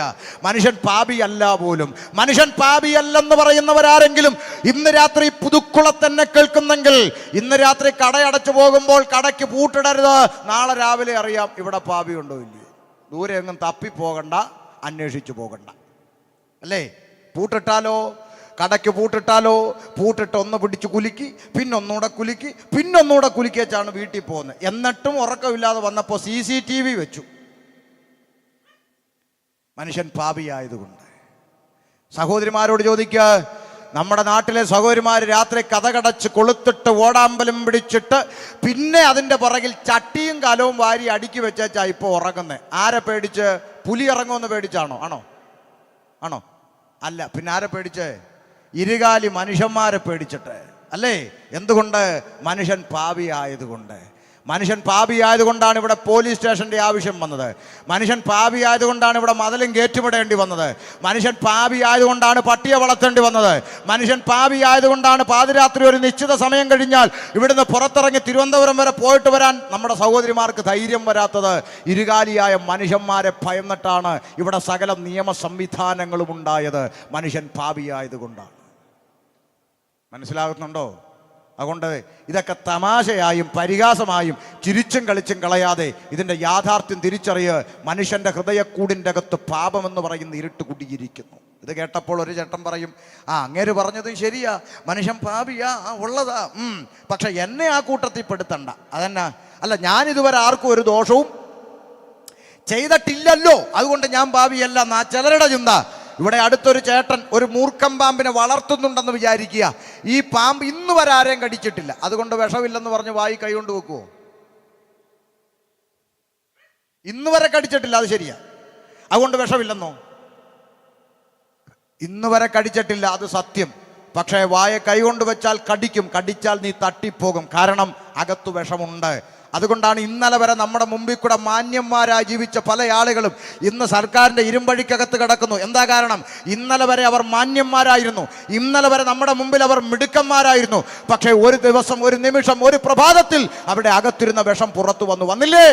പണ്ട് കാലത്ത് സ്വന്തം പെൺകുഞ്ഞുങ്ങളെങ്കിലും വെറുതെ വിടുമായിരുന്നെങ്കിൽ ഇന്ന് സ്വന്തം പെൺകുഞ്ഞുങ്ങളെ പോലും വെറുതെ വിടാത്ത അപ്പന്മാരുടെ വാർത്തകൾ കേൾക്കുന്നില്ലേ? എന്തുകൊണ്ടാണ്? ഒരു കാലത്ത് നമ്മൾ ദോഷമായി കണ്ട പല കാര്യങ്ങളും ഇന്നത്തെ തലമുറയ്ക്ക് ഫാഷനല്ലേ? മനുഷ്യൻ പാപിയായത്. പണ്ട് കാലത്ത് നമ്മളൊക്കെ ഒന്ന് ആലോചിച്ച് നോക്കെ, നമ്മളൊക്കെ സ്കൂളിൽ പഠിക്കുന്ന കാലത്ത് ആരും കാണാതെ ഒരു സിനിമാ കൊട്ടയിൽ പോയി ഒരു സിനിമ കാണണമെന്ന് വെച്ചു. എന്തായിരുന്നു നെഞ്ചിടിപ്പ്? മാമൻ കാണുമോ, മാമി കാണുമോ, പരിചയക്കാർ കാണുമോ, പാൽക്കാരൻ കാണുമോ, പത്രക്കാരൻ കാണുമോ, വീട്ടിൽ ആരോടെങ്കിലും പറഞ്ഞു കൊടുക്കൂ, ആരെങ്കിലും കണ്ടാവും അച്ഛൻ ഇന്ന് എന്നെ അടിച്ചു കൊല്ലും, ഇങ്ങനെ പേടിച്ച് പേടിച്ച് പേടിച്ച് ആരും കാണാതെ ഒരു തിയേറ്ററിൽ പോയി ഒരു പടം കണ്ട കാലം പോയി.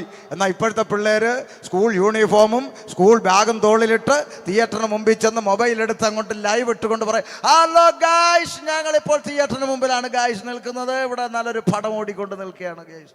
അങ്ങനെ പറയാൻ മടിയില്ലാത്ത ഒരു തലമുറയുടെ നടുവിൽ നമ്മൾ എത്തി നിൽക്കുകയാണ്. തർക്കമുണ്ടോ ആർക്കെങ്കിലും? ഒരു കാലത്ത് ദോഷമായി കണ്ട പല കാര്യങ്ങളും ഇന്ന് ഫാഷനായി മാറിയിരിക്കുന്നു. മനുഷ്യൻ പാപിയായതുകൊണ്ട് രക്തബന്ധങ്ങളെ തിരിച്ചറിയാത്ത അവസ്ഥയിലേക്ക് മനുഷ്യൻ എത്തി നിൽക്കുന്നു. മനുഷ്യൻ പാപിയായതുകൊണ്ട്. പണ്ട് കാലത്ത് വീട്ടിൽ ഒരു അതിഥി വന്നാൽ വീട്ടിലെ ചേട്ടൻ കോഴിക്കൂട്ടിൽ നിന്നൊരു കോഴി എടുത്തോണ്ട്, ഇന്ന് ഇവനെ അങ്ങ് തട്ടാവടി എന്നും പറഞ്ഞ് കോഴി എടുത്തോണ്ട് വന്ന് അതിൻ്റെ കഴുത്തറക്കാൻ തുനിഞ്ഞാൽ വീട്ടിലെ സഹോദരിമാർ കണ്ണ് പൊത്തിക്കൊണ്ട് അടുക്കളയിലോട്ട് ഓടിയിട്ട് പറയും, യോ എനിക്കിത് കാണാൻ വയ്യെന്നും പറഞ്ഞ് ഓടി അടുക്കളയിലോട്ട് കയറിയ കാലം പോയി. ഇന്ന് കാമുകനോടൊപ്പം ജീവിക്കാൻ ഭർത്താവിനെ വെട്ടിനുറുക്കി പീസ് പീസാക്കി ബാഗിനകത്താക്കി തോളിലിട്ടുകൊണ്ട് പോകാൻ മടിയില്ലാത്ത സഹോദരിമാർ ആധുനിക കാലത്ത് നിൽക്കുക. മനുഷ്യൻ പാപിയല്ലേ? മനുഷ്യന്റെ ഹൃദയത്തിന്റെ അകത്ത് പാപമെന്ന ഇരുട്ട് കുടിയേറിയപ്പോൾ മോക്ഷം തേടി അവൻ ഈശ്വരന്മാരോട് നിലവിളിച്ചില്ലേ? ഹൈന്ദവരായ സഹോദരങ്ങൾ നാട്ടിൻപുറത്തുണ്ടെങ്കിൽ അവരോട് ചോദിക്കേ, ഇരുട്ടിൽ നിന്ന് മോക്ഷം തേടി ഈശ്വരന്മാരോട് മനുഷ്യൻ പ്രാർത്ഥിച്ച പ്രാർത്ഥനാ സൂക്തങ്ങൾ വേദങ്ങളിലുണ്ടോ? അവർ പറയും ഉണ്ട്. അസതോമാം സദ്ഗമയ എന്നും തമസോമാം ജ്യോതിർഗമയ എന്നും മൃത്യോമാം അമൃതംഗമയെന്നും അവർ ഈശ്വരന്മാരോട് നിലവിളിച്ചു. എന്താ അർത്ഥം? അസത്യത്തിൽ നിന്ന് സത്യത്തിലേക്കും, ഇരുട്ടിൽ നിന്ന് ജീവനിലേക്കും, ഇരുട്ടിൽ നിന്ന് വെളിച്ചത്തിലേക്കും, മരണത്തിൽ നിന്ന് ജീവനിലേക്കും നയിക്കണം ഭഗവൻ എന്നവർ നിലവിളിച്ചു. എന്തുകൊണ്ട്? മനുഷ്യൻ ഇരുട്ടിലാണ്, മോക്ഷം വേണം, വെളിച്ചം വേണം. മുസ്ലിം സഹോദരങ്ങൾ ഇവിടെ ഉണ്ടെങ്കിൽ ചോദിക്ക്, ഇങ്ങനെ പറഞ്ഞ ശരിയാണോ? പാപത്തിൽ നിന്ന് മോക്ഷം തേടിയ പ്രാർത്ഥനാ സൂക്തങ്ങൾ വേദങ്ങളിലുണ്ടോ? അവർ പറയും ഉണ്ട്. പ്രവാചകന്മാരിൽ ശ്രേഷ്ഠനായ പ്രവാചകൻ പ്രാർത്ഥിച്ച പ്രാർത്ഥനാ സൂക്തം ഹദീസുകളിൽ രേഖപ്പെടുത്തിയിട്ടുണ്ട്. ഇങ്ങനെ, റബ്ബിൽ ആലമീനായ തമ്പുരാനെ, നീ എൻ്റെ പാപത്തെ മഞ്ഞവെള്ളം കൊണ്ട് കഴുകുന്നില്ലെങ്കിൽ ഇഹത്തിലും പരത്തിലും എനിക്ക് യാതൊരു നന്മയും ലഭിക്കില്ലല്ലോ റബ്ബേ എന്ന് പ്രവാചക ശ്രേഷ്ഠൻ ദൈവത്തോട് നിലവിളിക്കുന്നു. കാരണം മനുഷ്യൻ പാപിയായതുകൊണ്ട്.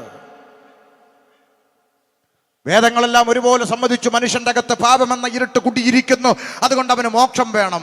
മോക്ഷം തേടി അവൻ അലയാൻ തുടങ്ങി, മോക്ഷം തേടി അവൻ സഞ്ചരിക്കാൻ തുടങ്ങി, മോക്ഷം തേടി അവൻ കിലോമീറ്ററുകൾ നടക്കാൻ തുടങ്ങി, മോക്ഷം തേടി അവൻ പുണ്യ കർമ്മ ക്രിയാദി പ്രവർത്തികൾ ചെയ്യാൻ തുടങ്ങി. എന്തിന്? മോക്ഷം തേടി നരബലി നടത്താൻ മടിയില്ലാത്തവനായി ഇന്നവൻ കേരളക്കരയിൽ നിൽക്കുന്നു. മനുഷ്യനെ കൊന്ന് മോക്ഷം തേടാൻ, ഈശ്വര കടാക്ഷം തേടി നരബലി നടത്താൻ മടിയില്ലാത്തവനായി ഇരുകാലി മനുഷ്യൻ മാറിക്കഴിഞ്ഞിരിക്കുന്നു. മനുഷ്യൻ പാപിയല്ലേ? കണ്ടുപിടുത്തങ്ങളും ഇന്റർനെറ്റും ശാസ്ത്രവും സയൻസും ടെക്നോളജിയും എല്ലാം കുത്തനെ കുതിച്ചു ഉയർച്ചയിലേക്ക് ഉയർന്നു പോകുമ്പോൾ മനുഷ്യന്റെ ധാർമ്മികത മാത്രം എന്തേ കീപ്പോട്ട് പോകുന്നു. നിങ്ങൾക്കറിയാമോ, ഈ ചില കഴിഞ്ഞ വർഷങ്ങളിൽ കാസർഗോഡും തിരുവനന്തപുരത്തും നടന്ന 2 വാർത്തകൾ ഇന്നും യൂട്യൂബിൽ കിടപ്പുണ്ട്. പറയാൻ അല്പം ലജ്ജയുള്ള വാർത്തയെങ്കിലും പറയാതിരിക്കാൻ നിവർത്തിയില്ല. കാസർഗോഡ് ഒരു അമ്മ, തൊഴിലുറപ്പിന് പോയൊരു വീട്ടമ്മ തലകറങ്ങി താഴെ വീണു. പൊക്കിയെടുത്ത് ആശുപത്രി കൊണ്ടു ചെന്നപ്പോൾ ഡോക്ടർ പറഞ്ഞു, കൺഗ്രാജുലേഷൻസ്, ഗർഭിണിയാണ്. കൂടെ വന്നവരും ഞെട്ടി, സഹോദരി ഞെട്ടി. കാരണം ഭർത്താവ് ഗൾഫില്ല. എങ്ങനെ സംഭവിച്ചു? ആശങ്കയായി. നാട്ടിലുള്ളവരെല്ലാം പറഞ്ഞു അവളത്ര ശരിയല്ല. എന്നാൽ ആ കൂടെയുള്ള സകല സഹോദരിമാരും പഞ്ചായത്ത് മെമ്പർ ഉൾപ്പെടെയുള്ള ആളുകൾ പറഞ്ഞു, ഇല്ല, ഈ നാട്ടിൽ ഇത്രയും നല്ലൊരു സഹോദരിയില്ല, ആവശ്യമില്ലാതെ ഒരാളോട് സംസാരിക്കുന്ന കണ്ടിട്ടില്ല, അവൾ മോശക്കാരിയല്ല, ഇതിനകത്ത് എന്തോ ഒരു ചതി നടന്നിട്ടുണ്ട്. പുറത്ത് പറയാൻ വിഷമം. ഭർത്താവ് നാട്ടിൽ വന്നു. ഭർത്താവ് പറഞ്ഞു, നീ വിഷമിക്കണ്ട, ഞാൻ നിന്നെ വിശ്വസിക്കുന്നു, നമുക്ക് അന്വേഷിക്കാം. ബന്ധുവായ ഒരു പോലീസുകാരനോട് രഹസ്യത്തിൽ ഒരു അന്വേഷണം നടത്താൻ പറഞ്ഞു. പിന്നീട് ആ രഹസ്യം പരസ്യമായി വാർത്തകളിൽ വന്നതാ, മറന്നു കാണും. ഓരോ ദിവസവും റൂമിനകത്ത് ചേർത്ത് കിടത്തി പാട്ടുപാടി താരാട്ടുപാടി തലോടി ഉറക്കുന്ന 8ാം ക്ലാസ്സിൽ പഠിക്കുന്ന മകൻ കൊടുത്ത സമ്മാനം. ക്യാമ്പസുകളിൽ അവൻ ആരോ ചുരുട്ടിക്കൊടുത്ത കഞ്ചാവിൻ്റെയും ലഹരിയുടെയും അടിമത്തത്തിൽപ്പെട്ടുപോയ ചെക്കൻ രാത്രി അമ്മ കുടിക്കുന്ന പാലിനകത്ത് ഉറക്ക ഗുളിക കലർത്തി കൊടുത്തു പോലും. എന്തൊരു നാടാ! ചിന്തിക്കേ. സാക്ഷര കേരളം, സുന്ദര കേരളം, ദൈവത്തിൻ്റെ സ്വന്തം നാട്. രാവിലെ പ്രഭാതത്തിലെ പത്രമെടുത്ത് തുറന്നാലോ ചെകുത്താൻ്റെ നാടാണോ എന്ന് തോന്നിപ്പോകും, അല്ലേ? നിയമങ്ങളുണ്ട്, സംവിധാനങ്ങളുണ്ട്, ഭരണകൂടങ്ങളുണ്ട്. പെന്തിക്കോസുകാരായ ഉപദേശിമാർ മുക്കിന് തൊണ്ട കീറുമ്പോൾ നാട്ടുകാരിലെ ചില അണ്ണന്മാരുടെ കമന്റ്, അങ്ങനെ നശിച്ചു പോകുന്ന ആളുകളെയൊക്കെ നന്നാക്കാൻ ഇവിടെ പോലീസും ഗവൺമെന്റും ഒക്കെ ഉണ്ട്. അവർ കള്ളുകുടിയും കഞ്ചാവും ഒക്കെ അടിക്കുന്നെങ്കിൽ അവരെ നന്നാക്കാൻ ഇവിടെ നിയമമുണ്ട്. എന്നാ നിയമം? കുറെ കോമഡി നിയമങ്ങളുള്ള നാടായി കേരളം. ഇപ്പൊ എല്ലാവരും തമിഴ്നാട്ടിലോട്ട് പോവാ ജീവിക്കാൻ വേണ്ടി. കോമഡി നിയമം ഞാൻ പറഞ്ഞു തരട്ടെ. ചില കോമഡി നിയമങ്ങൾ. 60 രൂപയുടെ കുപ്പി 640 രൂപയ്ക്ക് വിറ്റ് സർക്കാർ ഇവിടുത്തെ ബിവറേജിന്റെ ഖജനാവ് നിറച്ച് പണം ഉണ്ടാക്കും. GST സഹിതം നല്ല തുക ഖജനാവ് വീണ് കഴിഞ്ഞാൽ ഈ വാങ്ങുന്നവൻ എവിടെ ഇരുന്ന് കുടിക്കാൻ പാടില്ല, കുടിച്ചാൽ പോലീസ് പിടിക്കും. കോമഡി നിയമം 1. 2, കോമഡി നിയമം 2, ഇവിടുത്തെ കടകളിലൊക്കെ ഈ കാറിൻ്റെയും ബൈക്കിൻ്റെയും ആട്ടോയുടെയും ഒക്കെ ആക്സസറീസ്, എക്സ്ട്രാ ഫിറ്റിങ്സ്, ആക്സസറീസ് സകലതും വിൽക്കാൻ അനുവാദമുണ്ട് കടകളിൽ, ഇല്ലേ? GST സഹിതമുള്ള പണം നമ്മുടെ കയ്യിൽ നിന്ന് വാങ്ങി ബില്ല് മേടിച്ച് അവന്മാർ അതിനകത്തിട്ട് സർക്കാരിൻ്റെ ഖജനാവിൽ പണം എത്തിക്കഴിഞ്ഞാൽ വാങ്ങിയ നമ്മൾ ഇതൊന്നും വണ്ടിക്കകത്ത് ഫിറ്റ് ചെയ്യാൻ പാടില്ല. മാമന്മാർ വഴി പിടിച്ചു നിർത്തി പെറ്റി അടിച്ച് അഴിപ്പിക്കും. കോമഡി നിയമം 2. കോമഡി നിയമം 3, തിരക്കുള്ള ടൗണിൽ കൂടെ ആളുകൾക്ക് പെട്ടെന്ന് പോകാൻ ബുദ്ധിമുട്ടായതുകൊണ്ട് വേഗത്തിലെത്തണം. ഇപ്പം വേഗത്തിലെത്തണമെന്നാ കാസർഗോഡും തിരുവനന്തപുരം വേഗത്തിലെത്തണമെന്നും പറഞ്ഞ് 6 വരിപ്പാത ഹൈവേ നിർമ്മിക്കും വേഗത്തിൽ പോകാൻ. എന്നിട്ട് 500 ക്യാമറയും വെക്കും. 80ന്റെ മേലോട്ട് പോയാൽ പിടിച്ച് പിഴ അടയ്ക്കും. എന്നാൽ പിന്നെ തിരക്കുള്ള ടൗണിൽ കൂടെ പയ്യെ അങ്ങ് പോയാൽ പോരെ. കോമഡി നിയമം 3. ഇവിടെ ഇരിക്കുന്ന സകലമാന ബേക്കറി കടകളിൽ നോക്ക്.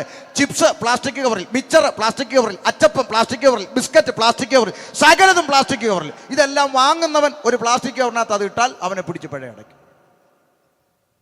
കോമഡി നിയമം 4. വണ്ടികളൊക്കെ ആക്സിഡന്റ് ആകുന്നു. ഉടനെ വന്ന് പറഞ്ഞു അത് പെയിന്റിന്റെ കുഴപ്പമാണ്, ഉടനെ വെള്ള പെയിന്റ് അടിക്കണം, ടൂറിസ്റ്റിന് ആക്സിഡന്റ് കുറയുന്നു. ഇതേപോലെ മരമണ്ടന്മാര് ഉലകത്ത് വേറെ ഉണ്ടോ എന്ന് ചിന്തിച്ചു നോക്കണം. ആമേൻ. അപ്പൊ ഇവിടുത്തെ നിയമ സംവിധാനങ്ങളെ ഇവിടെ ആരാ കുടിക്കാൻ കൊടുക്കണേ? കുടിക്കാൻ കൊടുക്കുന്നത് സർക്കാർ, കുടിച്ചവന് വഴി പടച്ചിരുത്തി പിഴ അടപ്പിക്കുന്നതും സർക്കാർ. നാടകമേ ഉലകം. മനസ്സിലായി? ഒരു സാധാരണ കൂലിപ്പണിക്കാരന്റെ ജീവിതം എന്താണെന്ന് ഇതിനൊക്കെ വേണ്ടി കൈയടിക്കുന്ന മരമണ്ടൻ അണികളെ ശ്രദ്ധിച്ചിട്ടുണ്ടോ? ഞാൻ നിങ്ങളോട് പറയാം.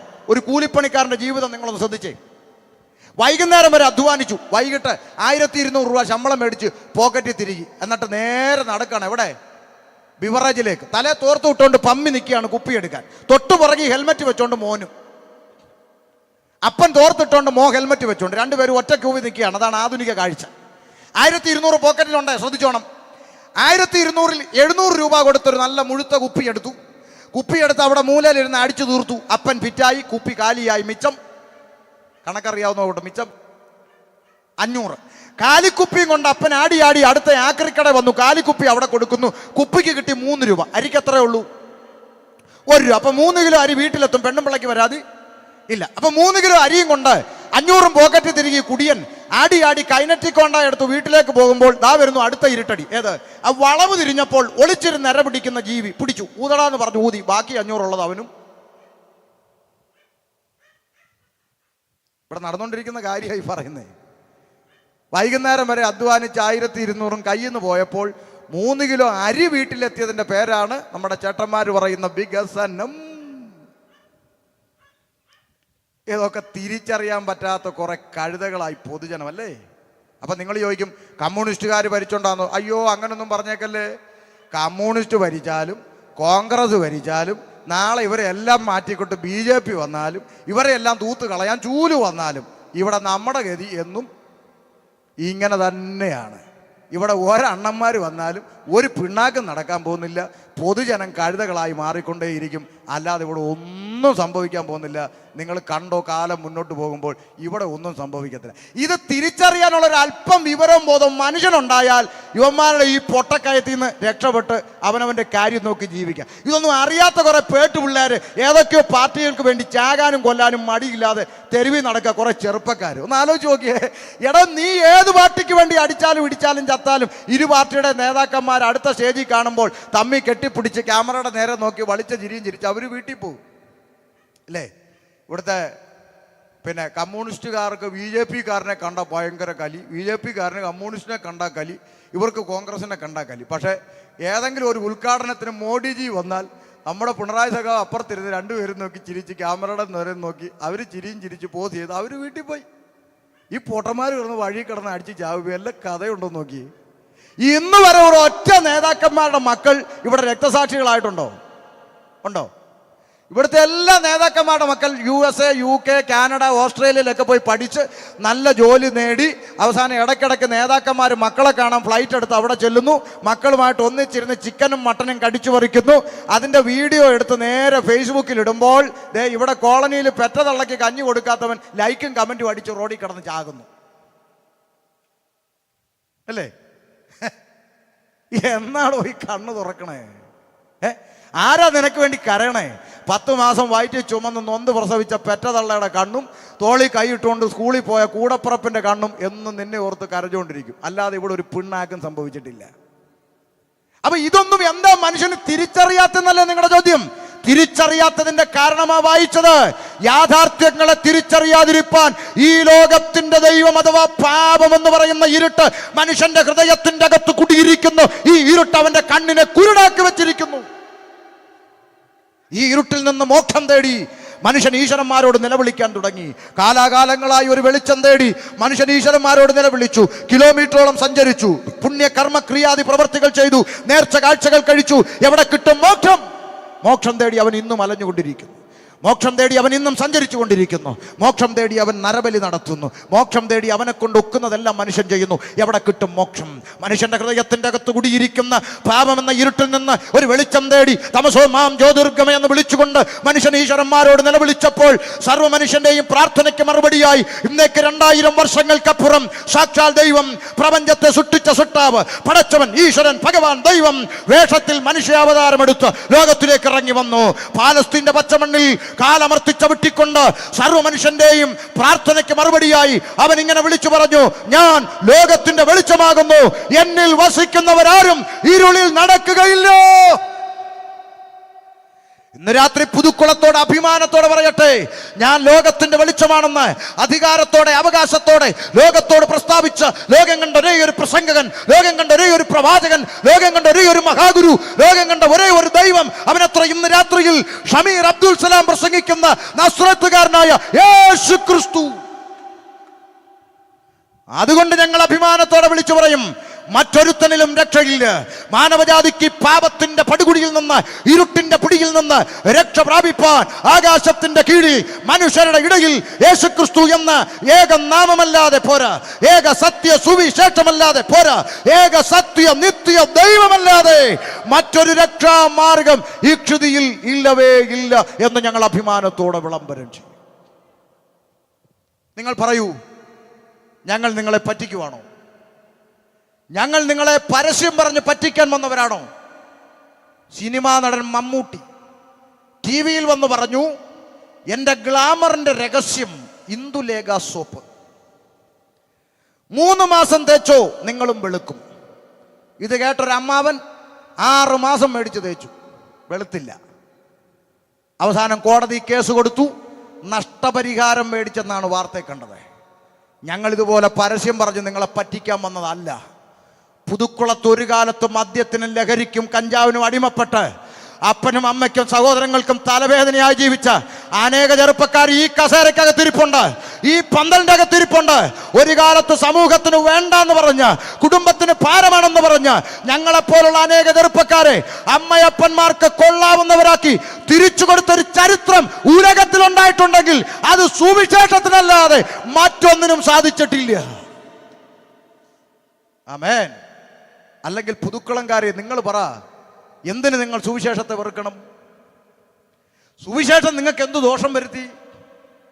ഈ സുവിശേഷം കേട്ട്, നിങ്ങളുടെ സുവിശേഷം കേട്ട് എൻ്റെ മോൻ കുടിയനായെന്ന് ഒരമ്മ ഈ പരിസരത്തുണ്ടെങ്കിൽ വന്ന് പറ. ഇനി മേലിൽ ഇങ്ങനൊരു യോഗം ആയുസ്സിൽ ഇവിടെ നടത്തത്തില്ല. സത്യമല്ലേ? നിങ്ങളുടെ സുവിശേഷം കേട്ട് എൻ്റെ കെട്ടിയോൻ അന്ന് മുതൽ കഞ്ചാവ് അടിക്കാൻ തുടങ്ങി പറ. ഒരുത്തനും ദോഷം പറയാനില്ല. പകരം ഇന്നലെ വരെ കള്ളു കുടിച്ചും കഞ്ചാവടിച്ചും നടന്ന അനേകം ചെറുപ്പക്കാരെ അവരുടെ അമ്മയപ്പന്മാർക്ക് കൊള്ളാവുന്ന മക്കളാക്കി തിരിച്ചു കൊടുത്ത പുണ്യമാണ് ഞങ്ങൾ വിളംബരം ചെയ്യുന്ന സുവിശേഷം. എന്തെങ്കിലും ദോഷമുണ്ടോ? ഞങ്ങൾ ട്രാൻസ്പോർട്ടിന് കല്ലെറിയുന്നു, ഹർത്താലിന് കൊടി പിടിക്കുന്നു, മുണ്ട് മടക്കി കുത്തി തെറി വിളിക്കുന്നു. ഞങ്ങൾ എന്ത് ദോഷമാണ് ചെയ്യണേ? ആമേൻ. വേണ്ട. ഇവിടെ സുവിശേഷ യോഗം നടക്കുക. അതുകൊണ്ട് ബസ്സും കാറും ലോറിയും ലതിലെ പോട്ടെന്നും പറഞ്ഞ് ഏമാന്മാരും മീശൻ ചുരുട്ടിക്കൊണ്ട് വഴിതിരിച്ചു വിടേണ്ട ഗതികേട് സുവിശേഷത്തിനുണ്ടായിട്ടുണ്ട്. പറ. അങ്ങനെ ഒരു ഗതികേടും സുവിശേഷം ഉണ്ടാക്കിയിട്ടില്ല. ഒരു ആംബുലൻസ് വന്നാൽ പോലും ഗതികെട്ട് കിടക്കേണ്ട ഗതികേട് സുവിശേഷ യോഗത്തിലുണ്ടായിട്ടില്ല. പിന്നെ ചിലർ പറയുന്നത് ഭയങ്കര ശബ്ദമാണ്. പിന്നെ ഇതിന് മാത്രമല്ലേ ഉള്ളൂ ശബ്ദം? ഇതിനേ ഉള്ളു ശബ്ദം. മാർച്ച് മാസം നോക്കണം, SSLC പരീക്ഷ സമയത്ത് മൂക്കിന് 25,000 വെച്ച് കെട്ടി റോഡേ കിടന്ന് കള്ളു, ചിലതിന് തുണിയുമില്ല, അതിനൊന്നും ഇവിടെ ശബ്ദമില്ല. അവിടെ അത്തരം വെളച്ചിലൊക്കെ അണ്ണന്മാർ കയ്യെ വെച്ചിരുന്നാൽ മതി. ഇത് ജനാധിപത്യമാണ്. ഇവിടെ എല്ലാവർക്കും ഒരുപോലെ തന്നെ ഉള്ളൂ. ഇവിടെ ആർക്കും ഇച്ചിരി കൂടുതലും ഇച്ചിരി കുറവൊന്നുമില്ല. ഇത് ഗുജറാത്ത് അല്ല, കേരളമാണ്. ഇവിടെ ഇങ്ങനെയാണ്, ഇവിടെ ഇങ്ങനെ നടക്കത്തുള്ളൂ.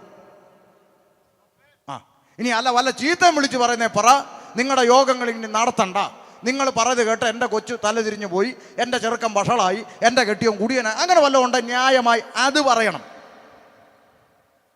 ഈ കഴിഞ്ഞ ദിവസം ഞങ്ങളുടെ നാട്ടിലെ ഒരു കൺവെൻഷൻ നടത്താൻ ഒരു കത്തോലിക്ക പള്ളിക്കാരൻ്റെ അടുത്ത് ചെന്നിട്ട്, പിന്നെ അച്ചായ ആ പറമ്പൊന്ന് ഇച്ചിരി സ്ഥലം തരുമോ?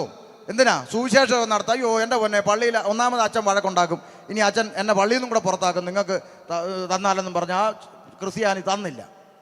അപ്പം അവിടെ ഏതോ ഒരു ഹൈന്ദവനായ ഒരു ഗോപാലകൃഷ്ണൻ എന്തോ ഒരു സഹോദരൻ്റെ അടുത്ത് ചെന്ന് ചോദിച്ചപ്പോൾ ആ സഹോദരൻ പറഞ്ഞു, അതിനെന്നാ നിങ്ങൾ നടത്തിക്കോളാം. ആ ഹൈന്ദവനായ സഹോദരൻ ആ പറമ്പ് വിട്ടുകൊടുത്തു. നിങ്ങളത് ചെത്തിക്കളച്ച് ഇച്ചിരി കൂടെ വൃത്തിയാവത്തല്ലേ ഉള്ളൂ, അതിനിപ്പോൾ എന്നാ കുഴപ്പം? നടത്തോളം പറഞ്ഞു. നടത്തി. ഒരാഴ്ച അവിടെ വൃത്തിയാക്കി യോഗം നടന്നു. ആ യോഗം കഴിഞ്ഞ് ആ ഗോപാലകൃഷ്ണൻ ചേട്ടന് നന്ദി പറയാൻ അവിടുത്തെ സംഘാടകർ ചെന്നു.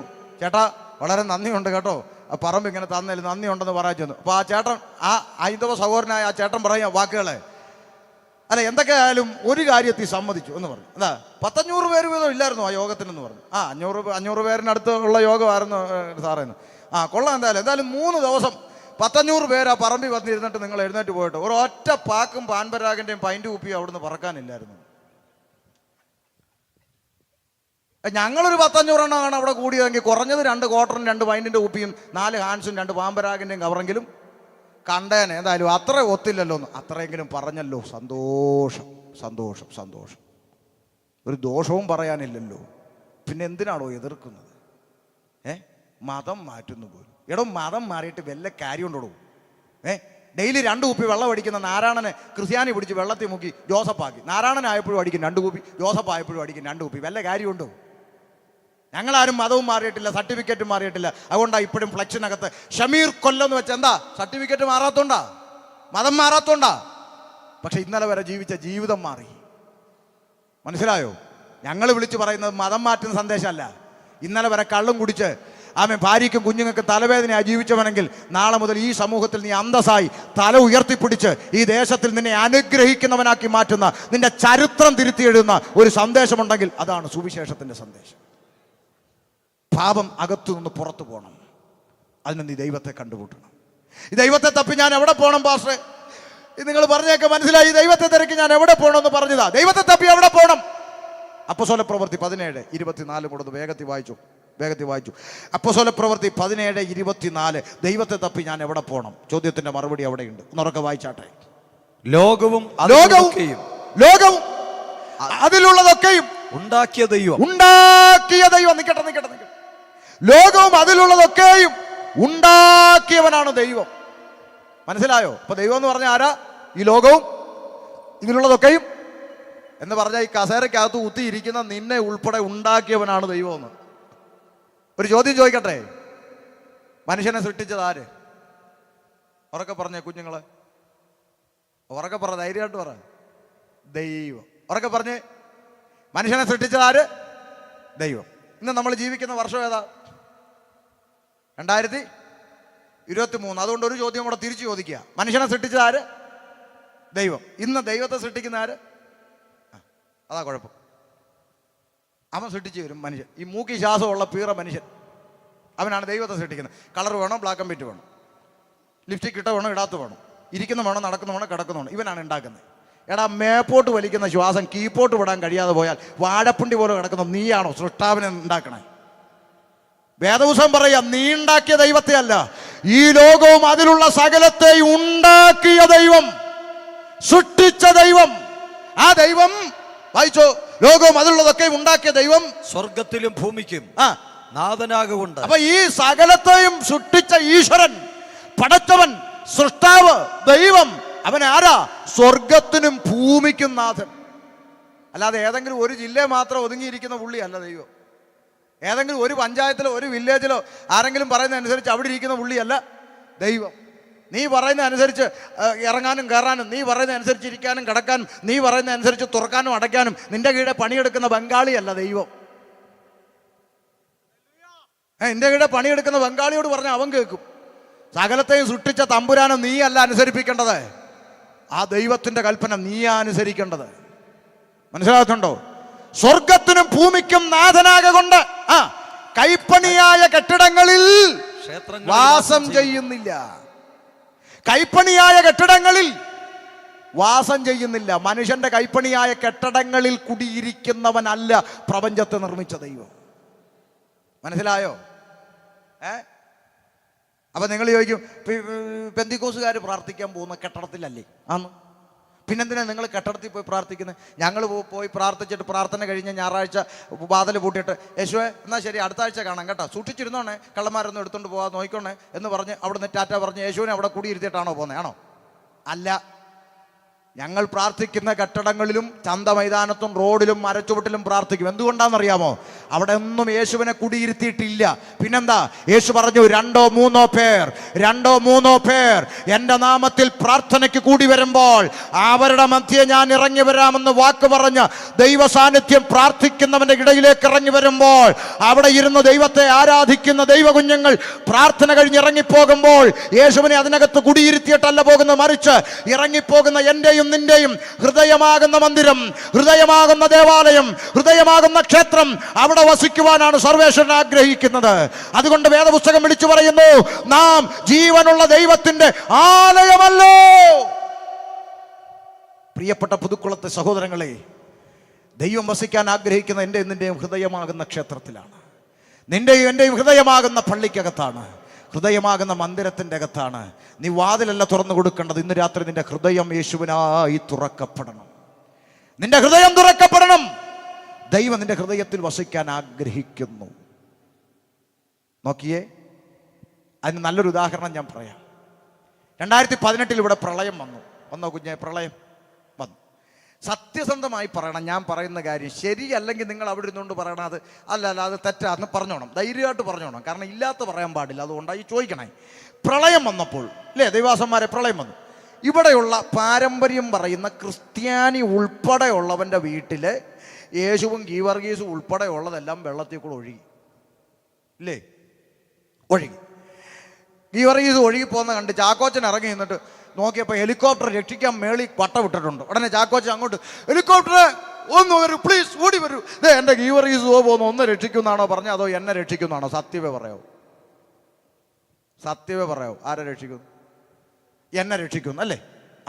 അപ്പൊ ഹെലികോപ്റ്റർ താന്ന് വന്ന് ചാക്കോച്ചനെ പൊക്കിയെടുത്ത് ദുരിതാശ്വാസ ക്യാമ്പിൽ കൊണ്ടുപോയി രക്ഷിച്ചു. ഒരാഴ്ച കഴിഞ്ഞ് വെള്ളമൊക്കെ ഇറങ്ങി ചാക്കോച്ചൻ തിരിച്ചു വന്നപ്പോൾ ഒഴുകിപ്പോയ ഗീവർഗീസ് അവിടെ ചെളി പിടിച്ച് കിടക്കുന്നു. പുള്ളി അതിനെ എടുത്തുകൊണ്ട് വന്ന് തുടച്ച് മിനുക്കി ഷോക്കേഴ്സിൽ കൊണ്ട് വെച്ചിട്ട് പറയുകയാണ്, എന്നെ രക്ഷിക്കണേ എന്ന്. എങ്ങനുണ്ട്?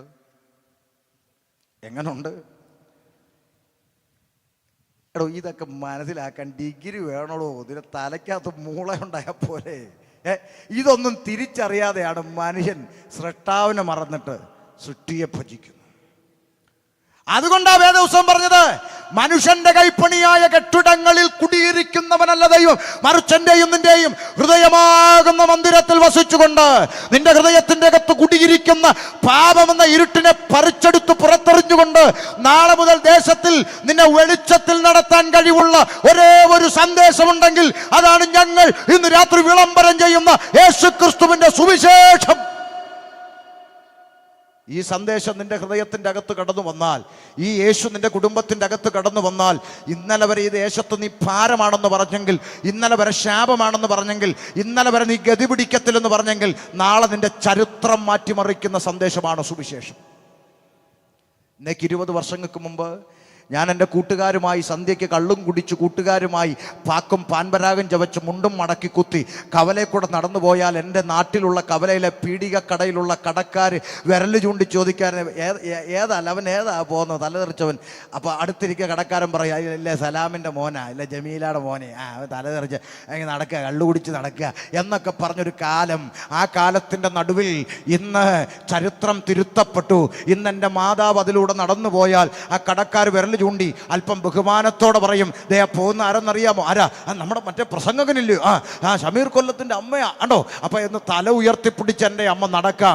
20 വർഷങ്ങൾക്ക് മുമ്പ് എൻ്റെ തലേ കൈ ചൂണ്ടി നീ ഒന്ന് ചത്തങ്കി സമാധാനം ഉണ്ടായിരുന്നെന്ന് പ്രാഗിയ എൻ്റെ ഉമ്മ ഇന്ന് എന്നെ ഓർത്ത് അഭിമാനത്തോടെ തലയുയർത്തി ജീവിക്കാൻ തക്കവണ്ണം ജീവിതത്തിൻ്റെ ചരിത്രം തിരുത്തിക്കുറിച്ച ഒരു സന്ദേശമുണ്ടെങ്കിൽ ആ സന്ദേശമാണ് ഇന്ന് രാത്രി ഞങ്ങൾ പുതുക്കുളത്തിന് കൈമാറുന്നത്. മറ്റൊരുത്തനിലും രക്ഷയില്ല. മാനവജാതിക്ക് പാപത്തിന്റെ പടുകുഴിയിൽ നിന്ന്, ഇരുട്ടിന്റെ പിടിയിൽ നിന്ന്, തിന്മയുടെ വഴിയിൽ നിന്ന് രക്ഷയിലേക്ക് നടപ്പാൻ, മോക്ഷത്തിലേക്ക് നയിക്കാൻ, വെളിച്ചത്തിലേക്ക് നയിക്കാൻ ആകാശത്തിന്റെ കീഴിൽ മനുഷ്യരുടെ ഇടയിൽ യേശുക്രിസ്തു എന്ന ഏക നാമമല്ലാതെ, ഏക സന്ദേശമല്ലാതെ, ഏക സുവിശേഷമല്ലാതെ മറ്റൊരു രക്ഷാമാർഗം ഇക്ഷുതിയിൽ ഇല്ലവേ ഇല്ലെന്നുറക്കെ വിളംബരം ചെയ്തുകൊണ്ട് ഞാൻ എൻ്റെ വാക്കുകൾക്ക് വിരാമം കുറിക്കുന്നു. അതുകൊണ്ട് ഞാൻ ഇങ്ങനെ പറയട്ടെ, പ്രിയ സ്നേഹിതരെ, എന്തുകൊണ്ട് ആളുകൾ യേശുവിൻ്റെ പിന്നാലെ പോകുന്നു? ഉത്തരം, പാപത്തിൽ നിന്ന് മോചനം ലഭിക്കേണ്ടതിന്. എന്തുകൊണ്ട് ആളുകൾ യേശുവിൻ്റെ പിന്നാലെ പോകുന്നു? ഉത്തരം, മരണാനന്തര ജീവിതം ദൈവത്തോടൊന്നിച്ച് വസിക്കേണ്ടതിന്. എന്തുകൊണ്ട് ആളുകൾ യേശുവിൻ്റെ പിന്നാലെ പോകുന്നു? ഒരു മുഴം കയറിലോ ഒരു കുപ്പി വിഷത്തിലോ ജീവിതം അവസാനിപ്പിക്കാമെന്ന് ചിന്തിച്ചിടത്തു നിന്ന് ജീവിതം ജീവിക്കാൻ കൊള്ളാവുന്ന ഒന്നാക്കി മാറ്റിയത് യേശുവായതുകൊണ്ട്. അതുകൊണ്ട് ഇന്ന് രാത്രി ജാതി മത വർണ്ണവർഗ വ്യത്യാസമില്ലാതെ പുതുക്കുളത്തോട് ഞാൻ ഇങ്ങനെ ആഹ്വാനം ചെയ്യുന്നു, ആമേൻ, മറ്റൊരുത്തനിലും രക്ഷയില്ല. ഇന്ന് രാത്രി നിങ്ങളുടെ ഹൃദയത്തിൻ്റെ വാതിൽ യേശുവിന് വേണ്ടി തുറക്കപ്പെട്ട് ജാതി മത വർണ്ണവർഗ വ്യത്യാസമില്ലാതെ യേശു നിങ്ങളുടെ ഹൃദയത്തിൻ്റെ അകത്ത്, ഭവനത്തിൻ്റെ അകത്ത് കടന്നു വരുന്നെങ്കിൽ നിങ്ങളുടെ പേരോ സർട്ടിഫിക്കറ്റോ അല്ല, നിങ്ങളുടെ ജീവിതത്തിൻ്റെ ചരിത്രം മാറ്റിമറിച്ചുകൊണ്ട് യേശു നിങ്ങളെ സ്വതന്ത്രരാക്കുവാനിടയായി തീരും. സമാധാനവും സന്തോഷവും നിറഞ്ഞൊരു ജീവിതം ഈ ഭൂമിയിലും പോരാ, വരുവാനുള്ള ദൈവരാജ്യത്തിൽ സൗജന്യ പ്രവേശനവും സാധ്യമാക്കുന്ന സുവിശേഷം ഹൃദയത്തിൽ സ്വീകരിച്ചുകൊണ്ട് മോക്ഷം പ്രാപിപ്പാൻ, രക്ഷ പ്രാപിപ്പാൻ, നിത്യജീവൻ പ്രാപിപ്പാൻ ഈ സന്ദേശം പുതുക്കുളത്തിന് അനുഗ്രഹമായി തീരട്ടെ എന്ന് ആശംസിച്ചും കൊണ്ട് എൻ്റെ വാക്കുകൾക്ക് ഞാൻ അവസാനത്തെ കുത്തും ഇട്ടുകൊള്ളുന്നു. ദൈവം നിങ്ങളെ അനുഗ്രഹിക്കട്ടെ. ശാന്തമായി ശബ്ദപരിധി നിന്നുകൊണ്ട് എന്നെ ശ്രവിച്ച എല്ലാ സഹോദരങ്ങളെയും ദൈവം സമാധാനം നൽകി അനുഗ്രഹിക്കട്ടെ എന്ന്